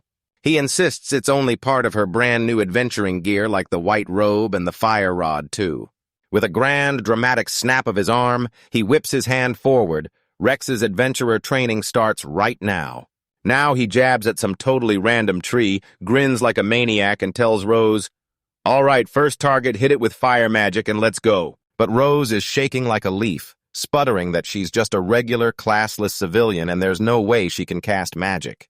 She has no idea our main guy rolled in ready, slapping her with a fire rod, a barrier ring, and even a burn guard ring so she can't accidentally cinch her brows tight. This dude planned for everything. Dressed like a real-life magician in her brand-new pointed hat and flowing robes, she sucked in a deep breath like she was about to pull off the impossible. With one shaky breath, she murmurs that one dangerous word, fire. And that tree absolutely obliterates the place until it starts moving. The bark twists, the roots rip loose from the ground, and our hero finally realizes this isn't a tree at all. It's a full-blown trant. But before that thing can even twitch its foot, it's blasted into a pile of smoldering ash. Rose actually did it. A glowing light wraps around her. Boom! She levels up on her very first try, and then she just stares at her hands, totally stunned. Our hero, smug as ever, checks her stats, and the base numbers are laughably tiny, even worse than his, but with all that growth-boosting gear shoved on, she's suddenly packing real heat, and he can't help giving himself a smug pat on the back. Even if he doesn't amount to much, he still refuses to doubt it. Rex is an adventurer, no question. He whips around to her, and boom, this is the fun part. So want to switch jobs? Rose practically buzzes with pure excitement, and just like that, she officially becomes a magician. She strolls through the woods with a total grin, pure, unfiltered joy lighting up her whole face. "Rexama," she said, "up until yesterday I truly believed I could do nothing at all." Her voice crackled with a brand new kind of joy because for the first time ever, she's left town, battled monsters, and actually felt herself level up. Tears brimming in her eyes, she meets his gaze as a butterfly lands softly on her finger, and she whispers, "It's all because of you." And our boy, in total, unapologetic cool mode, just shrugs like, "Yeah, I did it on a whim." Then he freezes eyes bulging because something's off. He yanks up her stats again, and the numbers just refuse to make sense. Since that job change, her growth has been straight up unreal. He calculates it in his head, frozen with shock. So tell me, why is she shooting up so fast? Her raw talent hits even harder than his, so when it sinks in, he completely face plants into the dirt, straight up stunned. And just as defeat closes in, a mind-blowing thought slams into him. What if classless isn't a weakness at all, but a penalty that's been sealing away some kind of wild, legendary power? Ro rushes in beside him, grabbing his attention and demanding, "Are you okay?" They drift apart for the night and end up planted right in front of this massive building. She thanks him one more time, gripping the gear he handed her, and swears she'll see him tomorrow, her grin so bright it could light up the whole city. As she strides away, the whole scene turns pitch black and the nightmare finally clicks. Rose has a cursed mark. Then, when the world event ramps up, the curse awakens, and the second her health or mana drops to 0, she'll be dragged into becoming a vampire. No cure exists, so if you want her to survive, you have to keep pushing her past every limit and dare to outlaw the curse at its source. Our hero gets it. If he wants to save her, he can't just fight the curse, he has to stop it from ever landing on her in the first place. His train of thought gets ripped apart when his party bursts in and ambushes him, laughing and teasing him about that fun little date he had with Rose. The entire squad surrounds him, grilling him like crazy and clawing for every juicy detail. He tries to play it cool, but the moment he does, the whole vibe snaps into something dead serious. A hooded stranger slams him to a halt, then asks, "Got a minute?" Her voice is deadly serious because things have turned dangerous out there. She drops a shady rumor people are whispering that a blood-sucking monster has been prowling around town, and it slams into him like a punch. Panic explodes, raw, unstoppable terror. The event flag just got triggered, and the timeline is snapping into warp speed at a horrifying pace. He's about to bolt, then a hand slams onto his shoulder and stops him cold. That's ice cold, and it's awesome. If you're in that much of a rush, then something terrible is going down, right? And you're not heading there alone. The rest of the party crowds up beside him, locked in tight together, no backing down, and with a fierce stare, our hero whips around. "Follow me, I need your strength." The squad sprints through the night, bursting into a massive mansion just as the roast outside starts, and everyone looks totally confused. At first, our hero thinks they're saved until the clouds roll in. The sky turns pitch black, and a wild swarm of bats crashes into the courtyard. From the crowd, a blond, handsome man steps out with a wicked grin, and Rose tilts her head, utterly confused. "Oji-sama," he chuckles as his eyes start to glow, and with calm confidence he says, "The time has come, I'm here to pick you up, Rose." The vampire lord, her uncle, is about to claim her, but our hero bursts in and stands between them. Rex-sama Rose shrieks, and the vampire tries to hit her with the family excuse, but our boy shoots back, "I know everything." He rips out a damn diary and drags him in front of the truth, calling out every bit of his scheme, then proves he used a curse on Rose to revive the Demon King, and boom, the worst evil plot gets laid bare.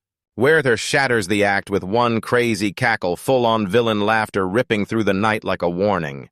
His face contorts into a monstrous snarl, and he hisses, "Don't be so arrogant, you pathetic human," while his fangs flash in the light. But our hero isn't alone. His whole party snaps their weapons up and forms a solid wall in front of Rose. And Rose, don't panic. Rex keeps his voice steady. We'll protect you, no matter what. Listen, this guy's got a plan. He tells you vampires are basically glass cannons with crazy vitality but pitiful stamina, and they only get one shot to smash through him. He barks out the orders. They battled an Elder Lich before, and now they're even stronger if they play it smart. They can absolutely win this. His teammates' eyes are locked on him, pure trust, and he's not standing alone because we've got his back. Up, where disgust hangs in the air because being compared to those people is just unbearable. He snatches up the dark orbs of energy swirling in the air around him. He bursts in with a brutal blood bomb attack, then rockets forward and slashes with a flashblade. And then boom, the attack detonates right beside our hero. Rex barrels in and, faster than lightning, smacks a pouch of holy ash onto Werther's chest right where it's meant to wreck the undead. The vampire scoffs. It'll only slow me for a second. I just need one heartbeat, our hero smirks, and the whole team hits in perfect sync. Then Gurren Heki cuts loose and Mirage follows right behind. And to top it all off, a massive flare cannon blasts into the scene. The spells crash together and detonate into a massive, earth-shaking explosion. Light wipes out everything. Then it's done. Judgment. But once the dust clears, they can't help but wonder, did they really just take him down? The smoke rips apart and boom, Werther shows up. Then he crumbles into a violent swarm of bats. He storms back in the sky, cackling, "You humans are so hideous, regret your foolishness," and then he makes you pay with death. But our hero is totally unshaken. He smirks and says, "Nope, this is perfect." He launches his sword skyward like a rocket, and it pins the vampire lord in mid-flight with one last perfect strike. It slams right in straight through, no missing. But their bodies start knitting themselves back together, stitch by stitch. "No way," Rad stammers. The vampire's body looks like darkness and flesh are spinning together, like a nightmare come alive. He cackles, turning his face into a mask of pure insanity. "No matter how many times I get killed, I'll rise back again and again." "Nah, it's over for you right then." A voice slices through the air. One of the party members streaks past him and drives a glowing dagger straight into Werther's chest, leaving behind the knife of regret. Our boy just casually tells us he made her snag this crucial quest item from the Manor dungeon early because this absolute legend has been playing 5D chess the entire time. Rose stares on, holding her breath. "Rex Summer, if you're really serious, then with this, you're about to change the future, right?" Still, our hero refuses to mess around because he knows exactly better. With his final breath slipping away, Werther hurls his last desperate move. He pours his last scrap of mana straight into the Demon King. He spits out a bloody, broken laugh as our hero's face collapses like the weight of the moment just slammed down on his soul. Anything but that. And just like that, the real truth of this world finally slams into place because the mansion's last secret wasn't some boss at all. Yep, turns out the coffin was totally empty. Carved deep into the stone was the name Rose the Fourth Demon King right here, resting in eternal peace. This lore drop hits like an apocalypse. Rose is the Demon King, she just can't remember it anymore, and her most loyal follower once saved her by transplanting his own heart into her so she'd live. When her heart got stolen, her strength crumbled and she became the girl we all recognize. That curse was never a real curse at all, it was a heart transplant. In the original story, there were only two choices: let the Demon King rise and unleash destruction, or end it by killing Rose with his own hands. And our hero's been battling non-stop, ready to rip this trash event apart and put it down for good. Now, in the present, Werther grips the Demon King's heart still pulsing and screams with glee at Rex, who's trapped and frozen under the crushing weight of magic. Rosama erupts in a scream, and his heart pounds like it's trying to break out of his chest. He rips out her heart and eats it there and then, so I beg you, rise once more. Rossi IA, our hero, screams at the top of his lungs, still powerless to stop what's coming. Her heart hits her chest with a brutal splatter of blood. Werther throws his head back and erupts in triumphant laughter because the plan worked. He locks in his gaze, holding his breath for the change, so come on, Rose Sama, show us your true form. When the smoke finally clears, you can see what's left standing. He grins with sheer, giddy anticipation, like something massive is about to explode. And he looks, and there's nothing, just Rose, standing there like it's all normal, leaving him completely baffled, huh? He looks down, and a massive, glowing magic circle has blasted into existence right under his feet. Oh no, why is this happening? Guy shot his eyes upward, rage and confusion twisted across his face as he blared his scream at the heavens. Guy, why? And there he stands, rocking the most savage, self-satisfied smirk you've ever seen trap-sprung, and our main man just played everyone. A burst of light snaps in, and our boy suddenly materializes right behind the shady butler, Werther leaving him utterly stunned. Our main guy flicks the matching ring on his finger and grins as he spills the insane switcheroo he just pulled. He'd slipped Rose the other enchanted ring ahead of time, setting up the most ridiculous Uno reverse card ever. He whips his face around, dead serious because the knife's curse, the one meant to steer the blade straight into the Demon King's heart, isn't targeting him at all. It's latched onto the vampire factor instead, and since the range is laughably short, this teleport play is their only chance. Your little curse won't do a thing to me, an honest-to-God adventurer, he snaps, his savage energy rolling off him like a storm. You can't go swinging at some random schmuck, you have to hit the Demon King. This is it, Werther, your run ends right here, he declares, and his voice turns as cold as a grave. The villain snaps his head around, then his whole plan collapses around him bit by bit. Then boom, our hero crumples to the ground, screaming like he's being torn apart from the inside. Me? Is this it? Did the curse finally get him?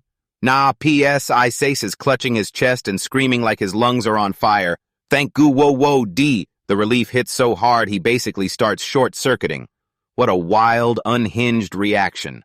He shoots up like nothing, then drops a total bombshell. Turns out his game knowledge isn't flawless, and the curse mark starts messing with him, basically transforming him into the No Demon King. Right when he's still trying to process this insane twist, his sister suddenly materializes out of nowhere. Ni-sun. She purrs with a smile that's way too sweet. UN did something ridiculous and he didn't even check with me. She squares up right in his face, her smile twisting into something threatening. You were so cool until now. When we get home, you get it, right? And our boy only manages a scared little eep because, yep, the real final boss is here. Soon, when the dust finally settles, Werther's old attendant stares at the now empty mansion, and it feels like his heart is sinking. Rose stands over the defeated Werther, her face gentle but unbreakable. I'm not the fourth Demon King, she tells him, and those words smash his life's purpose to pieces. I'm just the ordinary Rose you've lovingly raised, and his last thread of resolve snaps. Our hero softly pats her head, soothing her as she frantically apologizes for the chaos she caused. She knows this place will feel painfully empty now without the one man who, through everything, had become like a grandfather to her. She seethes over what he did, truly unforgivable, yet she can't ignore that it was him who bought her books and treated her with real kindness. In a brutal flashback, we catch him baking her birthday cake, smiling like it actually mattered. Sure, he was a monster, but he loved her in the sick way only monsters can. And when it all finally clicks, she sees the real haunted shadow of the Demon King he used to be. Right now, our main guy is already plotting the next move. He leans in and tells Rose that since he just became the new Demon King, they don't have a clue what kind of curse could have latched onto him. One vampire down is great, but don't kid yourself. The bigger nightmare isn't finished yet. Then bam, his attitude flips, and that dazzling, hopeful smile lights up his face like a sunrise. Can I come see you from now on? He asks, and somehow his timing is both a disaster and perfectly right. Before that bewildered Rose can even get a word out, the whole party bursts out from behind him screaming, me too, like a pack of kids who just can't sit still. The tension finally shatters, and Rose bursts into a real, beautiful laugh that sounds like pure relief. She grabs his offered hand without a second thought, and I can't help but welcome it. But when they slam the brakes on Rose's revival, they accidentally shove the world's main quest into the fast lane. Other Demon Kings are waking up right now, and global disasters are about to explode because this game just got brutally harder. But hey, it's not all doom and gloom. The allies this kid has been building up are finally starting to bloom. Who, like that prince standing here and now, is poised to face whatever's coming next. The entire crew rallies atop a grassy hill, standing shoulder to shoulder against the darkness. We're saving the world together, our hero shouts, and the resolve hits like thunder, and just like that, he snaps into a full-blown panic attack right away. But we need the main character to swap strength for that stretch of yoi, so he howls at the top of his lungs and totally smashes the epic vibe. Dude, the whole party just freezes and stares at him, completely baffled because the main character says the weirdest stuff sometimes, and yeah, at one point he cracks a joke.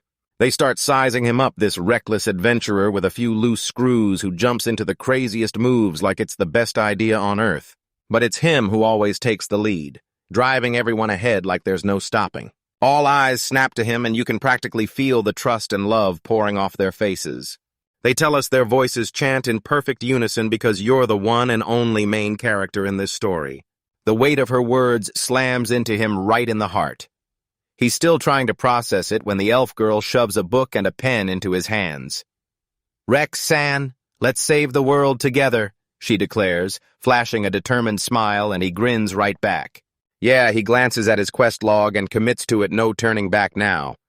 He grips this new future with both hands, pulls everyone in and says, "Let's go.